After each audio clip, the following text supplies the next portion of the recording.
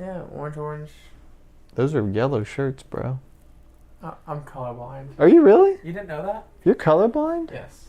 What? Why do you think I wear jeans and khakis? I never wear colored shorts or anything. What? I always wear like dark colors.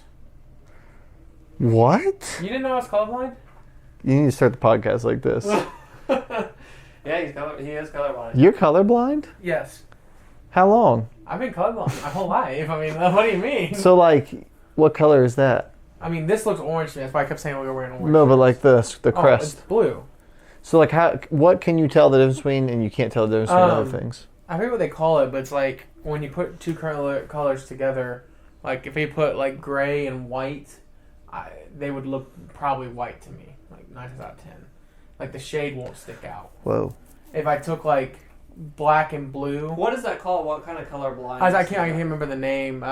It wasn't a certain level of colorblind. Like I was in I think like 3rd or 4th grade, and my mom would get mad at me every morning. She'd be like, "For the love of God, Jacob, you wear nothing but jeans. Why?" And I'm like, "Cause I just do." So then when I tried wearing colored shorts, I'd walk outside with brown and like green. Yeah. And something stupid. She's wow. "Are you stupid? Like, or how dumb are you? They don't match." And I'm like, so she took me to the doctor, and then they found out I was colorblind. And I sat there and I just laughed. I was like, this kid, like, my mom's calling me stupid, and I'm colorblind. Like, no wonder. So it's more how colors relate to other colors than just Yeah. colors isolated. Mm-hmm. Okay.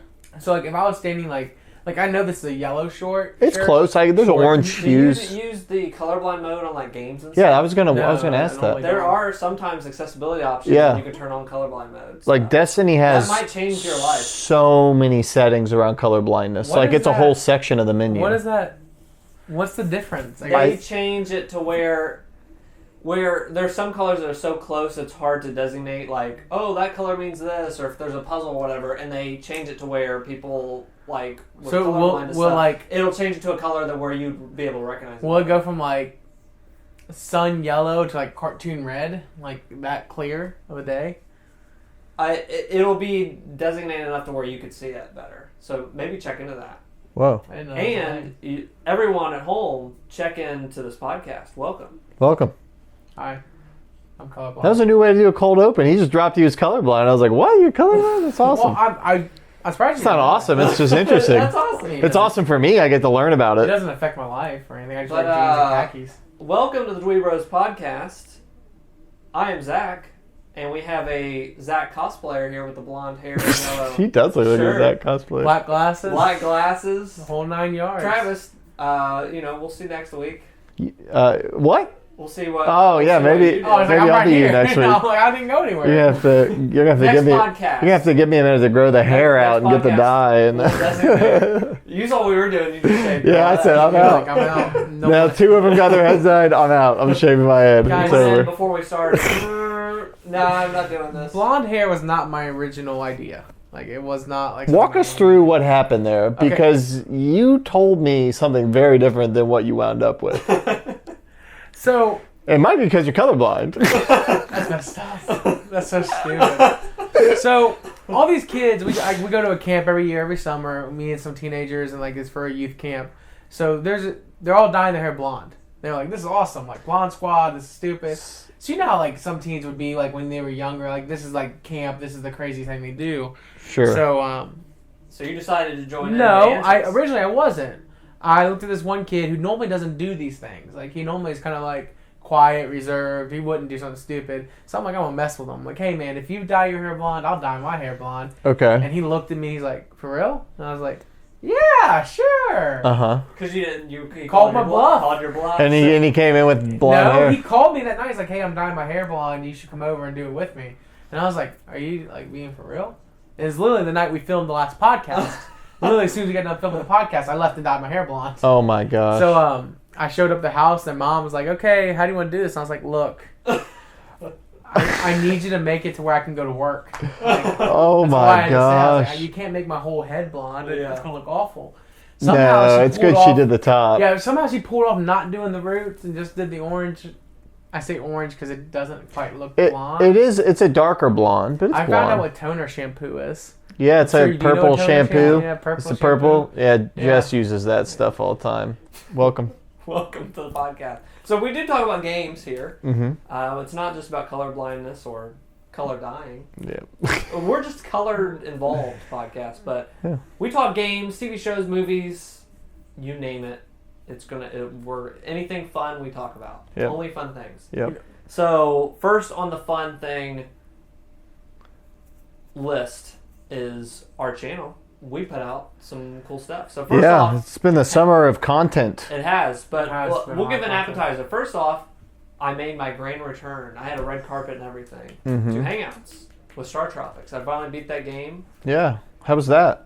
Fun, but it spikes in difficulty at weird times. You said that's the kind of Zelda-like Yes. game. Okay. And it also had you doing weird things like, you need a code, and it had you taking out the instruction booklet and pouring water on it, and it would show a code on it. How'd that work on your emulator? I had to look it up. Okay. But like, I was going like, Whoa. wow, I didn't know that existed. Like that was Wow. way before Metal Gear Solid did their thing, where you had to look at the box and stuff. So for that, but Now, was that stuff Breaking with the that fourth game and MGS, the original MGS or MG2, were those mechanisms always related to, like, basically DRM? Were they all? Was that why they were in there, or were they in there to be cool, it was or in there to be both? cool, I think, 'Cause- because they called it back a little bit later, or when I beat the game, they showed that code. Like they were showing like cool sprites of like the different places you went.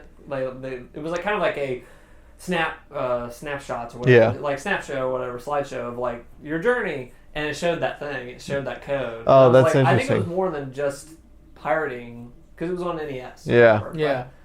And MGS was the same thing. It just was cool. It was like, look on the back of the box. That's where the codes Yeah. are and stuff. But yeah, if you rented the game or if you Oh, yeah, whatever, yeah. you're out You of couldn't luck. play it. Imagine that pre-internet. You get this thing, no Yeah. box, you're just done. Yeah. Or you got to ask somebody. You got to start Yeah. asking around. Yeah, you got to go on in the schoolyard and say, hey. How long did the game take you? It was like 6 hours, 7 hours. and Save stuff, but states. Save states all You over filthy the place. casual. All over the place. Yeah. Especially towards the I end. would save state But any it was game. fun. Yeah. Difficulty, First two gens. difficulty spikes were weird. Yeah, there was this hard stuff towards the end, but one thing that made me laugh is I beat the game, or I beat the last boss, and you go back to this like village area, and at some point they're like, "What are you doing, Max?" or whatever the guy's name was. You got bananas in your ears, and I was like, that made me laugh. Forever. I was like, what does that have to do with anything? And when they were doing the slideshow thing, one of the last things is bananas in his ears or whatever, and he's smiling. Oh my God. The game is goofy. Let me ask this, because it's very goofy. it's always been strange to me, as good as Zelda is, you don't see more imitators. Yeah. So when you say it's a Zelda-like, is that with regard to it's like a 2D Zelda game and its perspective, The sword overworld- play, the or overworld yeah? is over top, like looking down, kind of like Zelda, just like that. And then the dungeons are the same. It changes to a more detailed sprite, and you go in and you have to like fight enemies. Okay. And it's very. Do you get items and stuff? Yes. Okay. Yeah. It's very Bosses, Zelda-like in that. puzzles. Yeah. It's very similar to that, but weird difficulty spikes. But goofy just made me laugh. Like weird stuff, and the writing is weird and goofy, so it's fun. But I don't know if Nice. I would play it in 2019, but I played it. It was a goofy time. If you're in for a goofy time, you're gonna have a goofy time. Yeah. But other than that, I think we should get the elephant out of the room, and right out the gate, DWEEBS. Yeah. Let's talk about DWEEBS. It's done. DWEEBS over. is done. So we did, for those that are just tuning in, whatever, we did a 5-episode video game show series. Yeah. Each of them are 30 minutes. The last one's a little bit longer, but they covered story, discussions, music, whatever. Go check those out if you haven't, or whatever, because we're gonna spoil the whole series, baby. Yeah. A lot to go over. We're gonna go in big time. So we did our finale episode titled "Start Game." Yep. And it's out. It's done. And I'm very happy it's done. I hope you enjoyed it. It was a whirlwind of a process. Almost cost him his marriage. It almost cost me my marriage. it really did like do a number on like work, personal life, like to get this done. Like the time invested in Yeah. it. And, If you haven't seen it, watch it. If you have seen it, imagine, so there's 30 minutes to most of the episodes, Yeah. and then the last episode is like 49 or something Yeah. like that. And so you'll see in even just one episode, you will see us at different points in time. Like some of the stuff was being filmed last summer. Yeah. Some of the stuff was being filmed this winter and fall. Yeah. Some of this like music stuff, all the music stuff was in early stages a year ago and was being finished as recently as 2 weeks ago. Yeah, all the editing was more recent. And so you really are seeing in even just one episode the product of months of work. Yeah. And it was so much fun. I'm really proud of you. You were really visionary. And from the very first time he brought it up to me and when we talked with Jacob about it, Zach's vision was just a love letter to video games. Yeah. And I feel like, we delivered on that, and it was so much fun. During the editing, especially during this last episode, but throughout all the episodes, but I really reflected on it. I was like, wow, I love video games. Like, it made me remember, like, video games are fun. The culture around it is fun to poke fun at. Yep. Because video game culture... goofy, over the top. It's so diverse, and there's so many pockets. When it comes to versus movies and television, is video games are and stuff, and they're kind of looked down on. And I don't like that, but at the same time, when I was looking at clips and all this other stuff, I was going, it's goofy. Like, video games are goofy. We're just stuck in this goofiness. I feel like we've realized that because even like the Game Awards, like we've had this conversation where it doesn't need to be the Oscars. Yeah. It's okay that it's just kind of its own goofy thing. I think the Game Awards is the first thing to make, like, it feels legitimate. Like, there's goofiness in it, but it's like, whoa. Like, even in this most recent episode, I chose to really focus in on somebody from the last Game Awards, Carol Shaw. Yeah. Nice lady, nice older lady that made this Atari game, and I wanted that to just show the juxtaposition. Rewind, please. Juxtaposition. What's that word mean? Like putting two things side by side to see how they're different. Whatever. So you have big Carol. words hurt. Yeah, it's colorblind stuff. But we have Carol Shaw in one corner of like, she really just before you could even say what a video game was. You know what I mean? Like on the Atari. She was on the bleeding edge of like she figured it out. How to make software you're interacting with for entertainment. Yeah, with these people, she figured it out, and it's so unbelievable. She did that. So awesome they did that and gave her like moment to like, hey, check this out on the Game Awards.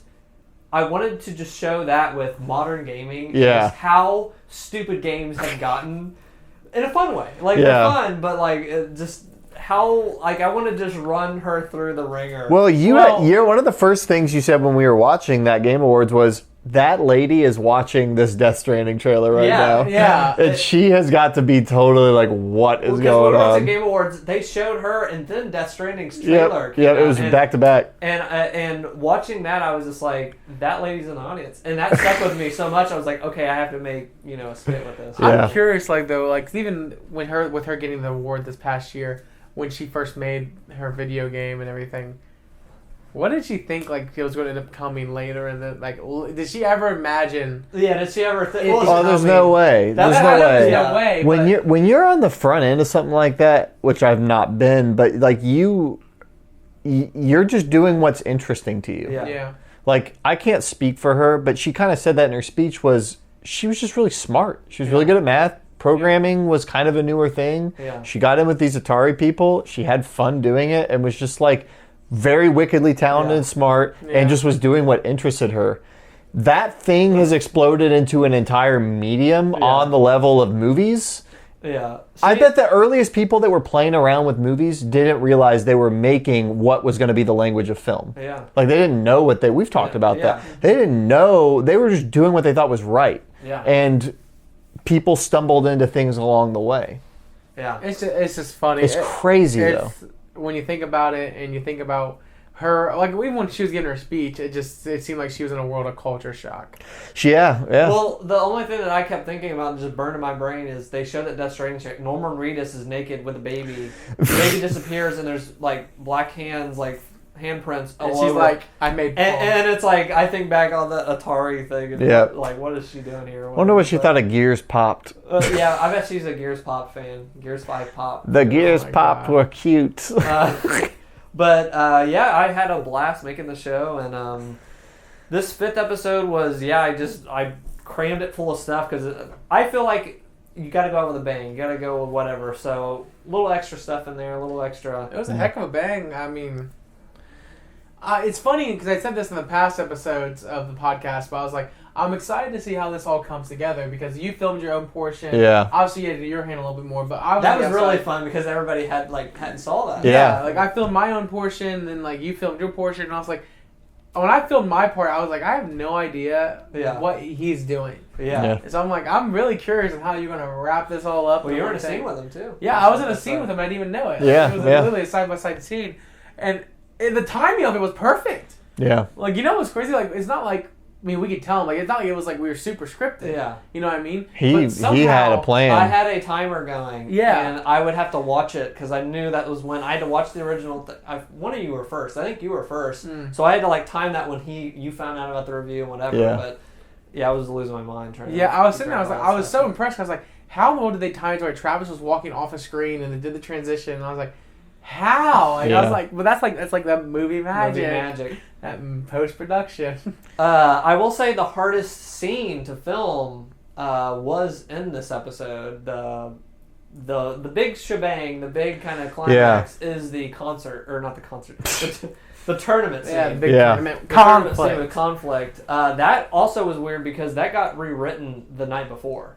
I had a script, I had whatever, like they were going to be fighting, whatever, but the announcers were. I was like, I need a couple more things. I need a couple more lines in here and stuff. It's like the night before I knew, I better change this. Yeah. Those last, Teddy Lamp and Chad Walf made it in the very last minute.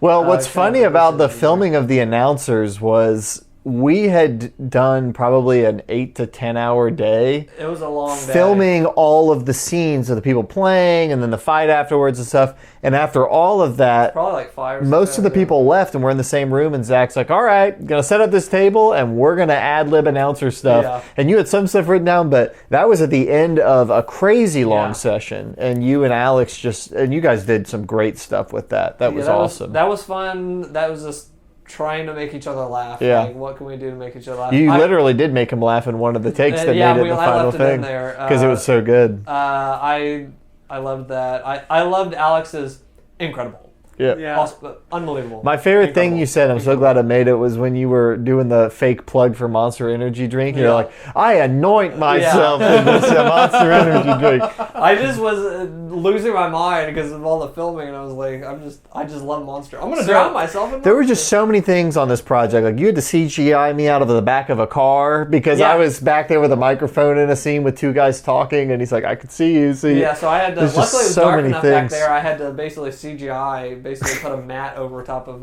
where you're at.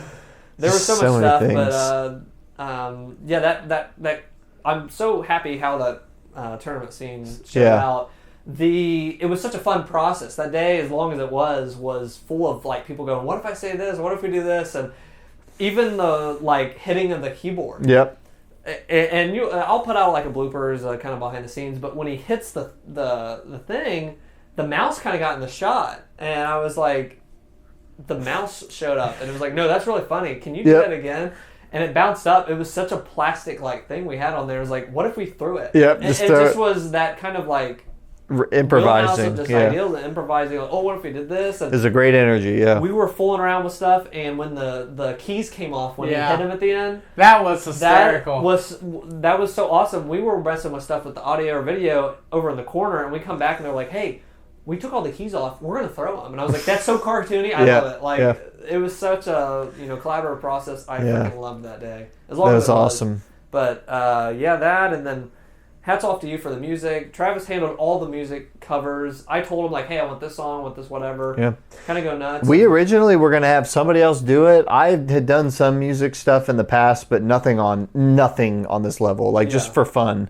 And we kind of had thought about maybe trying to go in another direction and have somebody do these songs. And we realized kind of early on it was like not going to happen if it wasn't free, you know? And so I was like, we don't have the money to pay anybody. So I was like, okay, I can try. And next thing I knew, it was all over. There was a lot of learning in between and stuff, but it was so much fun. I learned a lot of stuff in editing. Really proud of the Simple and Clean cover. That was the hardest I've ever worked on a song. So I feel like I grew leaps and bounds with music stuff. So that one was fun to shoot in my garage and just shoot Kingdom Hearts footage yep. on Katie. Yep. just shooting all Yeah, this. shout out to that's my sister who was singing Simple and Clean. Katie, job. she's a great musician. She's an amazing singer, and she did a great job on that. Ocarina of Time and Hopefully you guys like the cover. I'll be honest, Simple and Clean, I did not know that. Of all the songs in this, I did not know. I never played Kingdom Hearts. I did not know that song at all, and she didn't know it either. And I actually think that helped. Yeah, because I think it helped too. I didn't have anything in my brain. I listened to the original, and then you had like a one reference cover you wanted me to listen to. And I listened to those and was like, I'm gonna just take what I think he wanted out of those, and then I'm gonna do my own thing because I have no attachment to this at all. And I almost got like, they say sometimes it's best when like a director directs a movie from a franchise he knows nothing about because he just has completely fresh eyes on it. I kind of felt like that with that, where it wasn't like the Mario songs or the Crash songs where I know them, I love them, I don't want to stray too far. This was one where it was like, the original one was like a dance song, so we're not doing that. That's not right for the scene, so let's just tear it all the way down to the studs. And I realize it's really a good song because you can transform it in many different ways and it still works. So with it being done, I'm gonna ask you two. I think we can look back at it being part of the creation of this. Yeah. If you could change one thing out of the 5 episodes that you've just done, what would it be? I have one thing, and it's not even a regret or whatever. It's just, wow, it was whatever, fitting a lot of stuff in. With the scene with Cody stuff, I might have put a little bit more in there. Mm-hmm. But the thing was, when we filmed this, I didn't have any plan how long the episodes were going to be. 30 minutes or whatever, I didn't know time and space or anything. So the way it turned out is incredible, and I'm so happy with it. I would have put some more stuff in there to maybe but it's supposed to be part of a continuing story. Yeah. Fingers crossed if this ever happens again. But basically, there is a to be continued at the thing, but basically it was just part of it. Like everybody was going to have a part. Like we didn't even answer, why. Yeah. You were kind of a happy-go-lucky kind of guy. Oliver was kind of happy-go-lucky. So what happened there? So there's some unanswered questions, but... My dad spanked me. There's a 10-minute spanking scene. Yeah, no, I really wouldn't change I learned so much, and I think each episode I felt like complete with it. I felt like, Yeah, because that's the tough thing is it's like...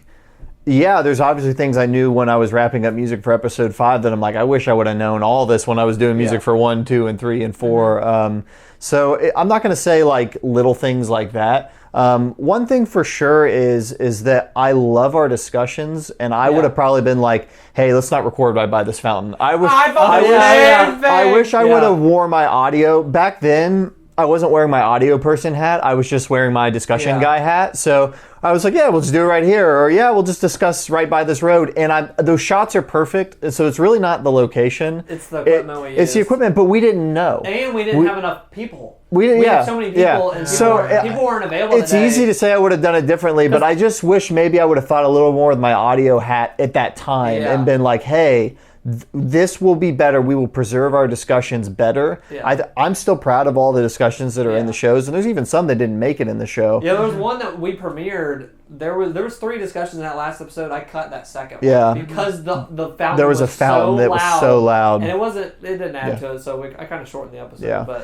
But so that's one I would say. I just wish I would have maybe been that voice because I've done audio stuff before. I should have realized, and so. But I mean, I'm still proud of those discussions. What I think is amazing, and I feel like we can say this now. I don't know if we ever mentioned this before. We filmed those discussions in like July or August it was like September of 2018. Yeah. And so one of the things I was nervous about is these things are coming out a good 7 to 10 months after we recorded them. And I was nervous. I was like, will our discussions hold up? Will they still be relevant? And they all were. I don't think there was one of them that I was like, that's outdated. Yeah. So I thought that was cool. That we try to pride ourselves on this channel of not being like, not to speak ill of anything anybody else does, like we're not making an upload every day. Like something happens with Phil Spencer poops in a can, like we're not like, hey YouTube, can you believe this? Jack Weasel, blah blah blah. Yeah. Like we're not those guys who are sitting there every single 4 hours uploading. Yeah. We do this once a month. Yeah. We do the Hangouts once a week. We try to get on and give a really thought out opinion about things. And so I was happy about this. I was so happy that was true to who we were. That those discussions, and they were really emblematic of discussions we've had a lot. So we talk about open world games all the time. We talk about VR all the time, just in our own own lives together. So for those discussions to really carry through for all that time and still it just shows what we know. We're sitting here like, man, that is interesting, and it's us talking about something 8 months ago. So I thought that was cool. Yeah, I was really happy with it. Yeah. That outro, I was just so happy with Simple and Clean, how it turned out and stuff. So, and then also we had a little teaser with our friend Greg. Yeah, I love that. That was awesome. Had fun, really fun shooting that was one of my favorite things in the whole show. I didn't know that was a thing. So cool. I was so like left in that. I was like, wait a minute, and then I sat there. I was like, oh, there's a season 2. And I was like, okay. So we'll see what the future holds. I wanted to leave it open, but just tell your friends to subscribe and help us out. Yeah. Hey, especially on we'll Patreon. If you had a favorite moment from the show, whether it was a scene with a character or a skit or whatever, let us know. Number 1, because it's nice to know if you like something. Number 2, we're trying to figure out ways to get some of those things out in front of people, just individual pieces. So if there's something you really thought was funny or something you really liked, let us know. That way we know what that was. You'll see some of that stuff. Like, definitely the music videos were something from the beginning, I wanted to put out separately. People can check those out. I think those are so well done. I want to get those out as their own thing. Mm-hmm. And then behind the scenes, kind of some blooper stuff. That's coming down. Excited to see that stuff. I can't wait to see me run up and down the stairs 20 times. I literally at some point I think, Zach, I can't do it anymore. Like, I can't. Like, it was so terrible. But the scene was good. It was good. I can do it now. Suffered for art. You know what was absolutely mind-blowing to me? Like, watching that and then, like, seeing how I look now compared to how I looked back then. You've lost a lot of weight. I was like, holy crap. Because we even took the picture of me for the thumbnail for the Oliver episode. Yeah. And I sat there and I was like, that looks way different than... Because, like, that thumbnail picture happened... March? Was it March or April? Like February. You had lost weight at that point too. Yeah, so I was like, holy crap. I was like, how things have changed. It was so, you've lost so much that when it came time to, like, when I was editing your stuff, I was like, if we have to do reshoots, can't do it. Like, just we have to write it into the script or something. Yeah, Jacob went on an exodus, and I don't know. Yeah, you'd have to be like, he went to some like streamer retreat and got his hair dyed and got dehydrated and starved. He went to the Fire Festival of video games and he starved for a month. I started there. There we go. It was just funny. Yeah, I loved it, and I'll never forget. You were like, Jacob, we have to shoot something. You can't shave, and I was like, what do you mean? Because I literally had like... I did that to you, too. Yeah. I had multiple people that couldn't shave. I had like an important meeting, and he's like, don't get a haircut and don't shave. I was like, I'm meeting a customer. I got something I got to do, man. For my scene, if you see how freaking hairy Cody is in that final episode, I was trying to film that scene. I knew I had extra stuff for like when I was shaving and all this stuff with the like the outro.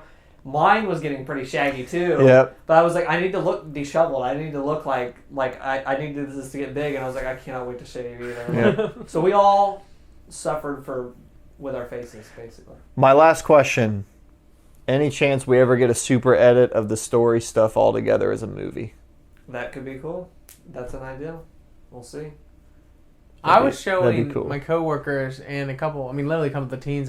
Some of the teens I hang out with they've watched it. Yeah. And they just talk about, like, I don't understand the point of it. I'm like, well, when you walk through it, and like, no, like, I understand the discussions. Like, that part makes sense. They're like, but how's the story come together? And that's like, as each episode came out, they're like, oh, this is how it come together. Yeah. People have been getting it. Yeah. People have been getting it. It was cool. It's cool because I'm like, even people who are younger who, like, because I'll be honest, like, even YouTube today is so, I wouldn't say, like, over the top, like in terms of YouTube, what's going on? Yeah, like, it's like so auctioneer kind of level. So stupid to be able to put something together that like we've all had like a really good passion into and like a lot of like hard work went into, and see younger people take to it. Yeah, and I'm saying that because we're still young, but younger and older people take to it and be like, this is pretty awesome. I mean, literally, your stepdad was in it. Yeah. Like, I mean, come on. The majority of my family ended up involved in this in some way or another. Between Jess filming it and my stepdad in it, and my sister singing in it. By season 2, we're going to have a production crew. Like, it's going to happen. I'm very proud of it, and I'm very proud of bringing back... It mostly was inspiration from, like, Mega 64 that we watch, and...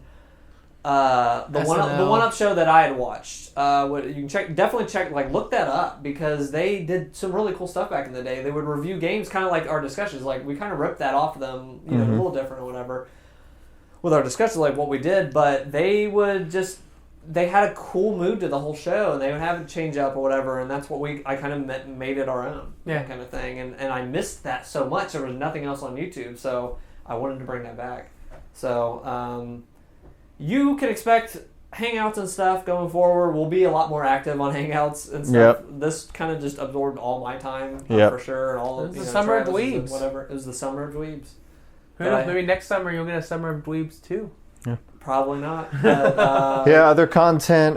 Backlog Bros, we haven't done an episode here recently. We've had a lot of life stuff going on. So we're very excited to make more episodes of that. I literally had a surgery, I think, right when we released episodes. Yeah, so we did, I think episode 3 we came out did the day 3 my surgery episodes. did. We were doing them once a month. We've been taking a couple months off. They will return at some point. So, and so just want to let you guys know if you're enjoying that too.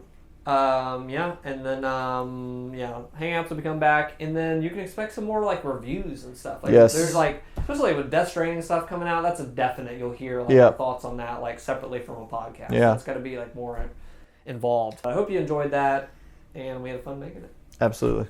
But more stuff to come on, trickle out for that, like behind the scenes stuff. But so believe it or not, even though all the crap that's been going down with dweebs and everything, we still have managed to play some sort of video game in our life. I got this. Yes. I got episode 5 done, edited, and I have tried to be as least productive as possible. How many games can I shove into the console? I'm shoving 2 discs in my PS4 Pro.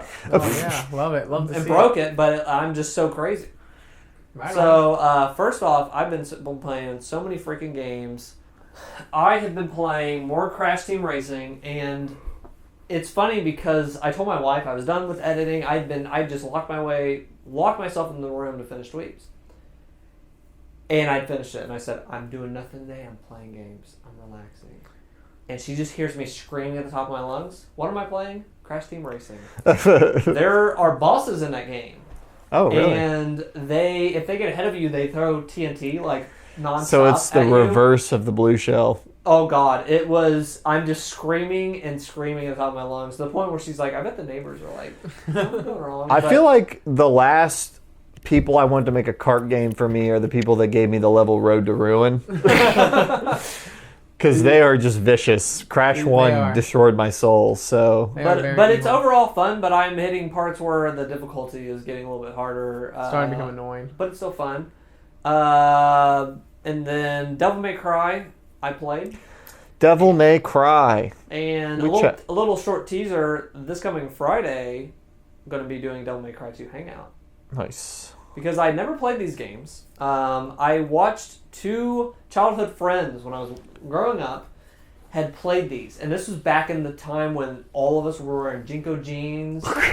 Back in the 2000s, we had like black pants with Jinco jeans with chains on them. Face paint. We had the spike bracelets. I was wearing spike bracelets and stuff. So I wasn't doing that. This game, Devil May Cry, was like, this is tight. Nothing's cooler than this. So lame playing it now, like the lamest thing. But it's funny. It's cheesy and it's like makes me feel at home. Like it reminds me of those days of just going over to his house because I would never play it, but I would go to my friend's house and play it. And watch him play it. So I finally broke down and got $18. I got the collection, and this game I beat it. Is butt. It is.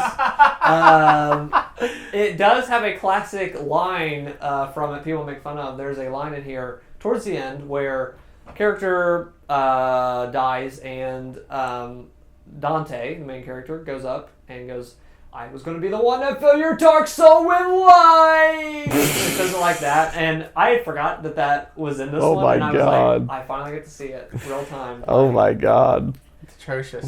But it came out in 2001, year after the PS2, so I forgive it. Mm-hmm. It was really cool for the time, but it reminded me of Resident Evil a lot. Really? It's from Capcom. You know, Devil May Cry, the original, was the original, if I'm getting this correct, was the original idea and plan for Resident Evil 4. The first Devil May Cry. When they made it, they wanted to take Resident Evil in a different direction, and then that was the first build they made Devil May Cry, and they realized it was too big of a deviation from Resident Evil. Yeah. So they gave it over, the producers working on it, they gave him his own IP. Yeah. But that was originally, that's really interesting you said that, because that was originally what it was. I can definitely feel it, because the music is almost like... Ooh, that makes me want to play it even more. Very much. I recommend checking it out just for the sake of, I really want to play 5. I want to play Devil May Cry 5, but I really wanted to like revisit the series and play it for the first time. But when the music sounds one-to-one like some of those Resident Evil when you're in the mansion. It was the same team. And when you go in a door, it does that same like kind of like... It's the same team. It doesn't creak, but it like zooms in. It does like this effect. Yeah. And it sounds like it. But it's the same director, Kamiya. He does the Bayonetta series now. But Did he do Nier Automata? No. But he is notorious for blocking people on Twitter. But he did Resident Evil 2. He was the director on Resident Evil 2 and Devil May Cry 1, and I think maybe 3 too. I'm not sure. What a career. But 1 is kind of goofy, and the camera angles. So when you're walking, there's fixed camera angles in Resident Evil. They do that in this. Oh. Which makes for some terrible... Is it always fixed? It's fixed. It kind of moves, but basically when you go to another thing, it'll like be in a different position like Resident Evil. Okay. And this does not work for hack and slash. Ooh. There are some annoying parts in That's that. annoying. So with that, it's kind of generic. It's kind of, the enemies are kind of repetitive. It's 6 hours. It feels like the alpha to Bayonetta.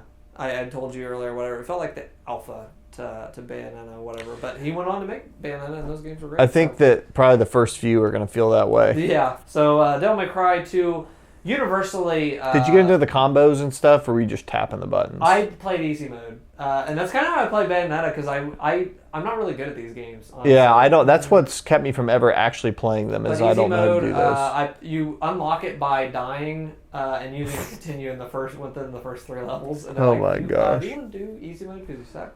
That's awesome. I'm I sorry. do. I suck, but yeah, that's kind of butt. PlayStation Classic. That's butt. $100 at launch. I had it pre-ordered. It's laughable to me now that was $100. Yes, and as it got closer to launch, there was all these articles going out like, yeah, they play the European version, so it's a lower frame rate. Yeah, there's only this many games.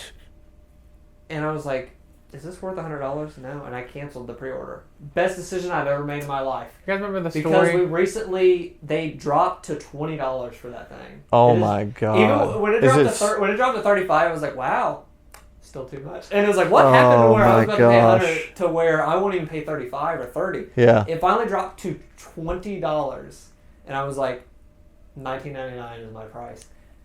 Got it, hacked it, spent a night like hacking it. I have every NES game on that. I have every SNES game on that. Every Genesis game on that. Custom. Where'd you buy this at? On Best Buy. From Best Buy. From the store? Yeah. I have one. You want it?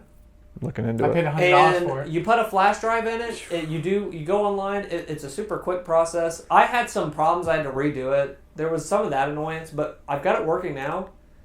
I'm really happy with it. And I can just plug it into anything. I have a portable monitor I use for filming. It can plug into that. I can take it on trips. I have all these PlayStation games. So awesome. GameStop screwed me on mine. I ended up paying. All right, Jacob's GameStop was. Yeah, I ran to the nearest GameStop and I'm like, do you have those games? Like, no, we're actually sold out. They gave me like $13 for it. Oh yeah, freak GameStop, dude.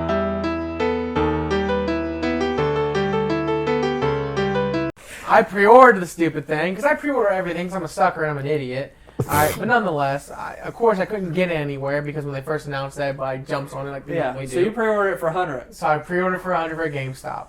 I swear to you, I canceled it. I know I canceled it because we had the conversation in the group chat. Yeah. About how this thing's not worth it. It's a piece of garbage. I canceled mine. Came home one day. It was there. And it's sitting on my desk. You know what I think happened, Jake? I've got a theory. Because you're not one to be known to only order something once. Okay, now hold on. I think you pre-ordered it twice because you said before you'll do that because then the one that isn't going to ship day one, you'll cancel it. You've done that before. I have. I think you pre-ordered it twice, forgot you pre-ordered it twice. Maybe Jacob himself was. And you canceled one and forgot about the other. That's my theory. That happened That's like a a good couple theory. times. That already happened a couple times. Okay, but the PlayStation VR I didn't get charged for. And that's Walmart's fault. Well, that was the opposite. They gave you 2. Yeah, they gave me 2 on that one. Which, that right there is the craziest thing that They ever came happened. back for you on that one, Dude, didn't oh my gosh. I didn't pay, though. So we're good. Like, I didn't, well... Did they get it back? You had to send it back, though. No, I didn't. I sold it. And made money on it. Oh, So you just basically said you didn't get 2. Well, I got 2, but... But you said you didn't Walmart, get if 2. you're watching, he's just kidding. This is parody. This is a parody. I mean, This is I satire. don't think I'm in trouble now. It's been how many years? A couple of years? They can't come back. Yeah, after me. what's the statute of limitations? They can't do anything. Yeah. Yeah, whatever. Forget about it. But yeah, I mean, I don't know, dude. All I know is I text my little bro. I was like, hey, I got this box. You want it? And I just gave it to him. But literally, I went to his house the other day, and it's just sitting on a table, unopened. Unopened still. His Yeah. PSVR? No, the Oh, PlayStation Classic. No, the PSVR, I played mine. I kept the other one in the box, and I sold the other one on eBay. Well, Products, man. But, what a good job, Sony. No one wants to buy it until it's $20, and then they just don't want to have whatever you put on it, and they want to use it for whatever else. So yeah, I read it. It's funny because, I put this new emulator on that runs the games better than what Sony did. They really phoned this thing in, and I was talking with one of my friends that also has been modding it and stuff, and he recently bought it when he was 22. We both bought it at the same time, and he said the same thing. Can you believe they were wanting $100 for this thing? Like, and it doesn't even come with a power brick. It comes with a USB cable? USB cable, and you have to find. So I plug it into my PS4, and that works. But it doesn't. But if you don't have that, you have to buy your own power brick separately. What an easy thing to get right and yeah, make a ton of money. They could have knocked that away, and to get it wrong and I is hope that so this costly. doesn't keep them from making a PS2 classic down the line, because that could be really freaking cool. Yeah. That could be really awesome. But I hope that they don't go, well, people hate the PS Classic. No, because you phoned it in. They really could have made this awesome. But I've hacked it. I'm having a good time Still with waiting it. on the and N64 Classic. maybe so. That's when I'm... That'd be interesting to me because I think there's only about 12 games I actually care about.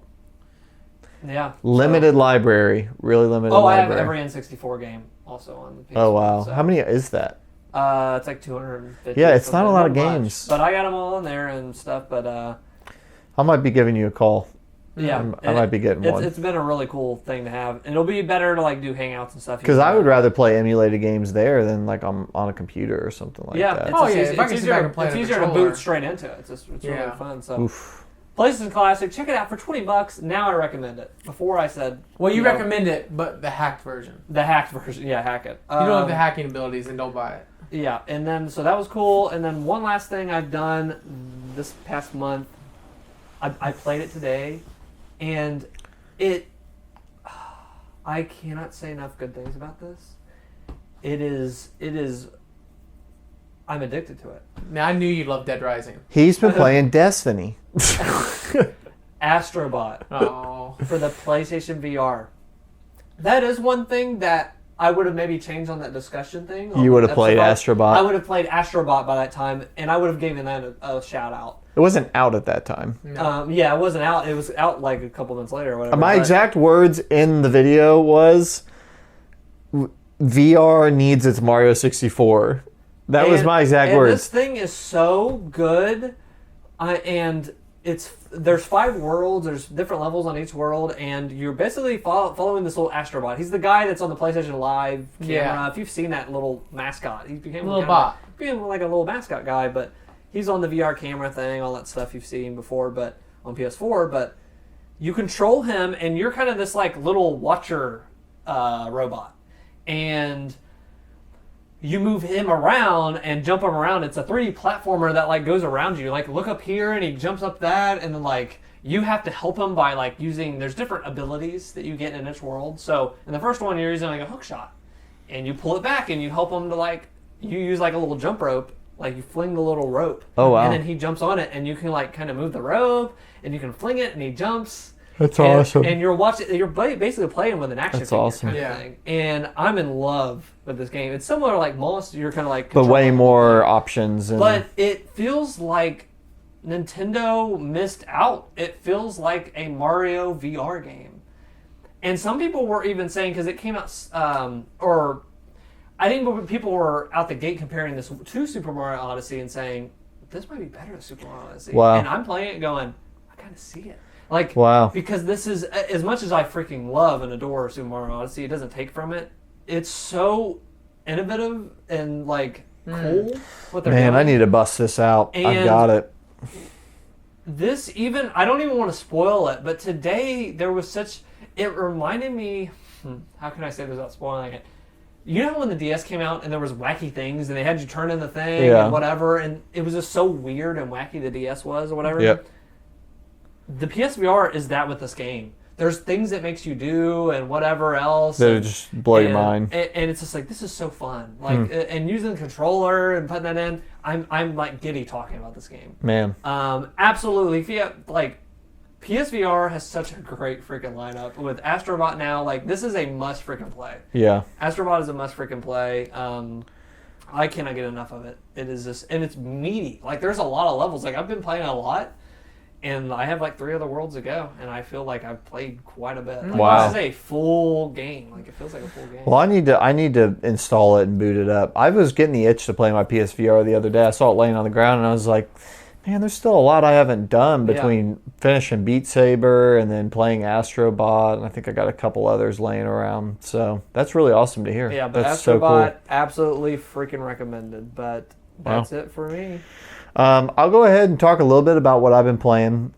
So What have you been playing, Travis? So last month I had played almost nothing except for Destiny, and this month I definitely played nothing except for Destiny. So I'm going to talk a little bit about Destiny, and we're Destiny heads here. You're along with me for the ride, so feel free to ask any questions that you want. My safety belt. So Click it I started playing Destiny, and Destiny 2, that is, a couple months ago now, probably like a month and a half ago. And, I played with my buddy. We played up through all the campaign, like the base campaign and the first 2 expansions, and then we played Forsaken. So I talked about that last time. Yeah. Forsaken's good. It's fun. That's not... Destiny is really not about the story missions. Heck no. 80-90% of the time you spend with the game have nothing to do with story missions. Completely So I would say Forsaken's the best out of any of the campaigns I have played, from D1, D2, the expansions before it. So you still don't like the story, but it seems like you like the experience? So no, I wouldn't say I don't like the story. I would say it's not the main draw. So the main thing you play for is to play with your friends. And doing missions and stuff. So, it's the challenges that they give you. So let me put it this way. The game's even changed a lot since you played it. So let me put it this way. So Destiny's world is really awesome. Yeah. It's an awesome world. It's got really interesting and deep lore, and I love near future science fiction, and so it's basically that mixed with like magic and stuff. So it's really, really fun, and like the enemy races are really cool and stuff like that. So I really like that part of it. The stories from the first one was just kind of an incoherent mess, and then the story from the second one was like the most vanilla, like, good guys, grab your light, we're gonna go kill the bad guys, and like, by the time it's over, you like need to wash your mouth out. Like, you just ate icing. It's just like there was no meat to that. Yeah. It wasn't like, I knew what was going on, but we talked about it because like all the advertising at that time was just so gross, and it's that Cade Six guy making all his comic book jokes and like just like people dancing. I don't know. It was just the dumbest vibe for a game, and so.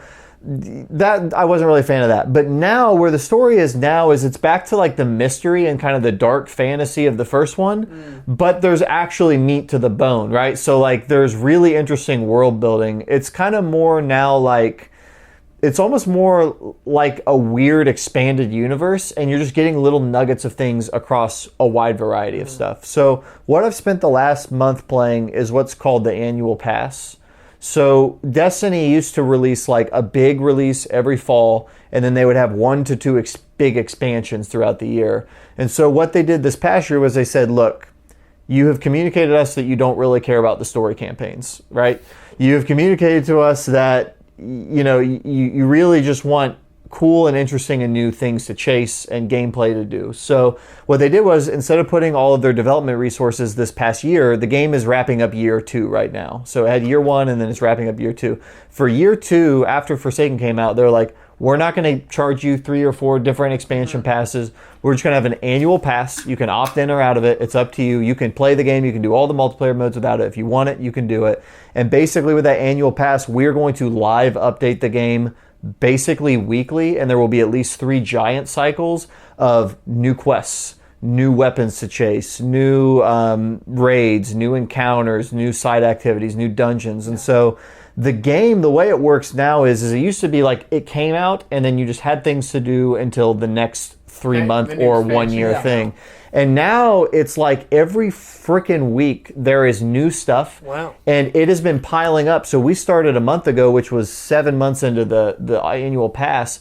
And there was so much, and it's so varied. Like, it used to be like you just got on and you would do the strikes or whatever. Mm-hmm. Dude, like, you could play for literally 100 hours and never touch a strike. There are so many different stuff. So I've been playing through the annual pass stuff.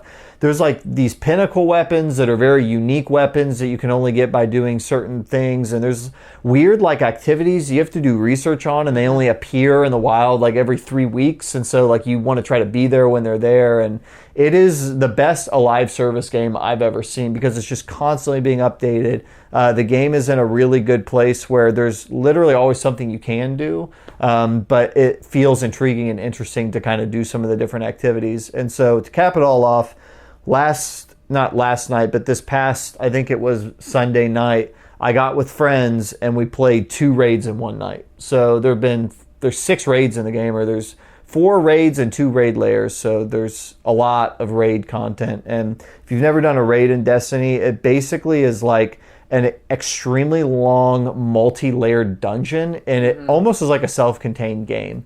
So any given raid will have anywhere from 4 to 7 encounters. Yeah. And the encounters, you've done a raid, yep. So like they can be like one of them we were down. So I'll tell you, I did one called Scourge of the Past, right? So the first encounter is you wind up in like a city, like a dilapidated city, almost like Halo ODST. So you're with 5 other people and you're in this city, and you find in the top of one of the buildings there's like a giant like charge meter, right? And it is on a countdown and it's going to blow up wherever you are. It's going to kill everybody. So you start to hunt around and you find that there's these batteries that you can kill these berserker guys and they'll drop them, but then there's a map in the middle. Somebody has to read the map, and when you kill the guy, you pick up the battery. On the map, it shows the people on the map, and a number will appear over their head of dots. And the person with the map has to tell the person where to go in the city. So you've got like a map reader, you've got people killing these things and grabbing batteries, and the guy's like, you need to go up to this part of the city, and you're running up there, and then once you drop it off, you got to go and watch the map so the guy that's doing the map can go do his, because you all have to have this thing on you. And it is like hot potato mixed with like running around a city, and it's like playing Halo ODST and like the most crazy, like interesting co-op. It's so much more interesting than just running through and killing things. So you do that, and then after that, the hole breaks in the middle. It took us about an hour to get it just right because we didn't have enough people to really do it with 6 people. So then like a hole falls in the middle of the city. So you go down this hole and you drop down into a dark maze of tunnels. So we literally ran around, 6 of us in the dark in this maze, and people are falling and dying, and we're resurrecting them, and you're jumping through things, and there's like, you think you're going this way, and so you go through this whole maze, and that took us like 30, 40 minutes to explore, and there's things down there and chests. And then we got through the maze, and then a giant like servitor thing that's on fire chased us. We have to jump on our sparrows, and the next encounter was a race through these tunnels, like pod racing, and you had to race and get all the way through to the end and like melee this thing in synchronization, or and so you do that. And then at the end of it all, there's a really cool encounter called Insurrection Prime, where there's like a whole rotation of like things you have to do to unlock these tanks and shoot this boss, and then once you think you've killed him, he comes out of the ground, and it's literally like a giant Metal Gear Rex, and you have to shoot at shields like Metal Gear Solid Peace Walker. People have to like snipe at shields while you do the encounter that you did at the beginning with the map. There's another map, and you have to do that to charge the boss down, and then everybody on your team gets a random buff, so it's either a continuous, a progressive, or an angular buff. And based on the buff they have, you have to stand next to the people who have the same buff as you. And if you stand next to someone who has a different buff, it'll kill both of you. So you have to literally set up, if you got this buff, so you stand right here. If you get this buff, you stand right here. And it would cycle. And so that is one raid, right? It took us 4 hours one night to do it, and then a second night we did it in 2 hours flat. So we got a lot faster at it.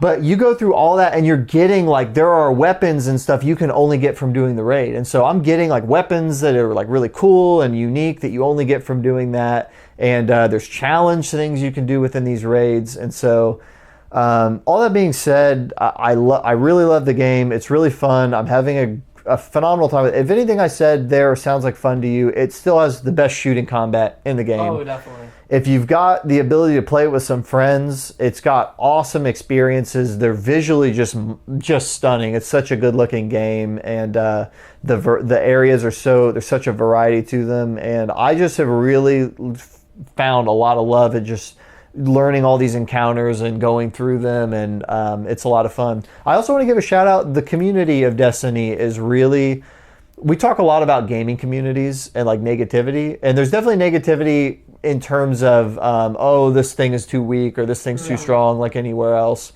But one of the things I like about Destiny's community is it's very cooperative, and it's very like, I want to help you, right? Yeah. So like I found a really good appreciation, because these raids, obviously I'm explaining all this to you, sounds like hell if you don't know how to do it and if you don't have friends. And that was what kept me from playing the game for a long time. I was like, I mean, in 2019, do I really want to like make friends with people I don't know and coordinate and get on with people? And I just opened myself up 5%. I was like, I've got one buddy. I'm just going to open myself up. And so I started looking. He wanted to go through a raid. I had been through one. And there's literally a Reddit called Destiny Sherpa. And it's people who love taking new players through the raids. Like that's all they do. That is what they love doing with the game. Yeah. And we connected with some guy named Gio, and he's from England. Shout out Gio. And Gio got us on there, and he filled out a raid with a bunch of other new people, and we went through it. And he invited me to his clan. And then whenever I'm on, sometimes I just want to play by myself, or I want to do something else, or I'm not even playing Destiny, and they'll message me. But I got on for the first time the other day. I got on with people, I didn't know any of them, and we had a great time, and we played stuff. And I haven't done something like that probably since like Halo 3. Like I haven't played with people I don't know in a voice chat on a server like ever. I did that recently with Dark Souls, and it felt weird because it feels weird, and you're like, what do I say? Yeah. And it's just kind of cool, you know what I mean? And I just want to say, Destiny's community, there are some buttholes out there that are like, they want you to, if you can't do the raid in 30 minutes, like they'll kick you out and stuff. I haven't had any of those experiences. Yeah. It's a lot of people who are very positive and they play the game. The main thing is there's a million reasons. So yes, why do I play the game? I have found that what I like doing is I like finding builds that I like, right? So there's armor, there's stats, there's guns. They all have stats. There's perks. Guns now drop with random rolls. So back when you played the game, what was a gun you liked? Origin Story, right? Origin Story in year one was an assault rifle. It was a lower rounds per minute assault rifle, 32 rounds a clip. It had Rampage on it, right? It had Rampage, which is a perk that every time you get a kill, the damage of it goes up, and it stacks up to 3. So PvP. So it worked really good in PvP.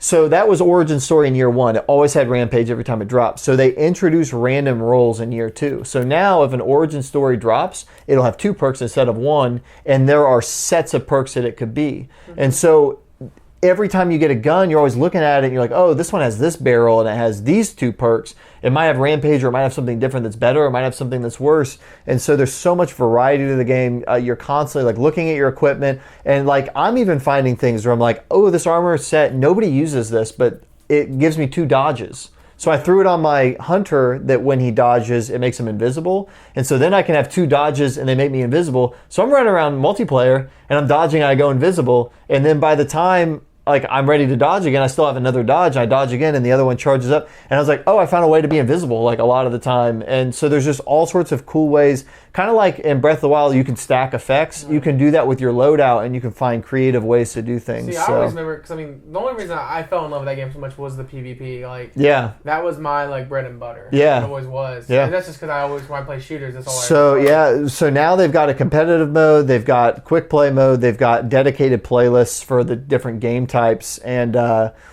also they have what's called pinnacle weapons. So there's pinnacle strike weapons, pinnacle gambit weapons, pinnacle PvP weapons.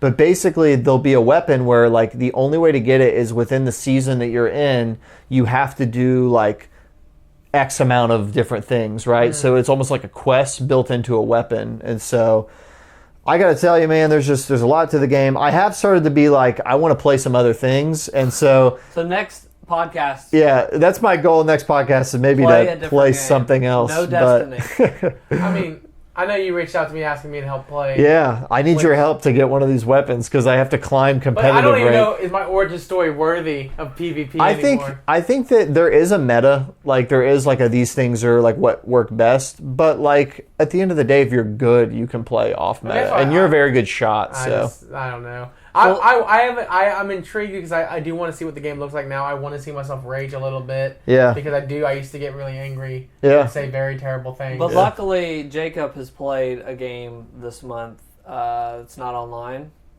How about what? No, Dead by Daylight is online. I know. I'm just kidding. I still play the crap out of that game. You've been playing Dead by Daylight a lot. Destiny, Astrobot. Well, I mean. You're not much of an online guy. I'm not. What's wrong with you? I haven't been for a long time. See, I'm all about the online. So things can change. There's something I might dive into, but we won't spoil it until it happens. But there's something this winter I might dive headfirst into. Okay. We need to get Zach Pike through a raid. Yeah, let's get you through a raid. I played enough Destiny. No, you never did a raid. Yeah, I did. You never did a raid. You did not play Vault of Glass. You played the story and sold the game. You boss at the end, right? No. The raid. I'll watch it online. The first raid for Destiny 1. You never did the first raid for Destiny 1. There are no cutscenes in a raid. That's the whole point. He's just playing it. Okay, hey, new year, new you for 2020. We'll see what 2020. We have to get. If you get through a raid, I'll never talk about Destiny on the podcast again. I don't have the game. It's going to be free. Oh, yeah, it's going to be free to play. I'll play it when it's free. Okay, when Destiny 2 is free, here's what we're going to do. When Destiny 2 is free, we're going to get you up to 300 light level, which is easy. We'll do a hangout. We will do a hangout, and we will get you to play the Leviathan raid. Destiny 2 hangout coming soon. Oh, jeez. Lord. What year is it? I will be all Show us this in 2014. This is terrifying. So I have been back on my Dead by Daylight train. I actually have never gotten off. It's just so awesome. I don't know. You play that game every day. I do enjoy the game a lot. I try to at least get a match in. Any changes? Yeah, actually, they did a rework for Freddy, which so Freddy's one of the killers they introduced called the Nightmare, and he's complete butt. I mean, if you were getting 4Ks with Freddy, you were pretty good. Like, you don't normally end up getting 4 kills with a Freddy. It's pretty bad. So every time I played against a Freddy, I knew I had a very good chance of getting out this match because the way Freddy works was he walks around, he has to put you asleep. Then once he puts you to sleep, then he can hit you. Yeah. But he can't hit you until he puts you to sleep. Yeah. He's like a Jigglypuff of the... Yeah. I'm going to say this. They don't care about balance whatsoever at this company. They do a lot because when the original game launched, all right, the way it worked, like, it was heavy Survivor. Like, survivors could loot killers easily back in the day. You guys say that, man. It was very heavy Survivor. And then they made it to where they introduced Bloodlust, to where if a killer's chasing a survivor long enough, they get a speed boost. Because that's fair. Because back then, all I had to do was loop the same window continuously. Yeah. Now, does Alex still play with you? Because Alex is currently on a hiatus. In our group chat. He thinks the game is the only unfair. person that goes harder on that game than you is Alex, but then he jumps off it so quick. He jumps on, he'll jump off, he'll jump on, he'll jump off. So they reworked Freddy to where he no longer has to put people in the dream state, that everyone's on a constant dream cycle. Like kind of how people are awake and asleep. So you'll spend part of the game awake, and you'll spend part of the game asleep. Whoa. You'll fall asleep. Yes, you'll fall asleep. And when you fall asleep, that's when Freddy that sounds like a can fun hit you. game. I love falling asleep. Yeah, so Freddy got reworked. He's still a difficult killer to play, but he's now actually reasonable. And they released Ghostface, which Scream. Yeah. They released I thought that was him. the last update. That was, but now I'm like, the Freddy was the joke killer. Okay. Now it's Ghostface. Ghostface is the joke. When are they going to get Pennywise in there from it? That's actually the talk. That's the next talk. Was that he was going to be one of the next killers. A Terminator. Yeah, there's a lot of They're trying to work in the rights to Jason because of the whole mishap with Friday the 13th. I'm going to tell you right now, Friday the 13th, they totally... I thought they already had Jason, right? No, Friday the 13th came out as its own game. Yeah. Around the same time Dead by Daylight came out with all these other killers, and... It just fell apart. Yeah. The licensors pulled the rights to Jason so they couldn't keep updating the game, and the game is nothing but an online game. So they were like, Can you still play it? You can, but it's complete butt. Like the servers aren't even. I'm dedicated. bummed about And that. there's no Jason in it. There is Jason, but only the same version of Jason. Oh, okay. How are you gonna pull the rights when that's their whole game?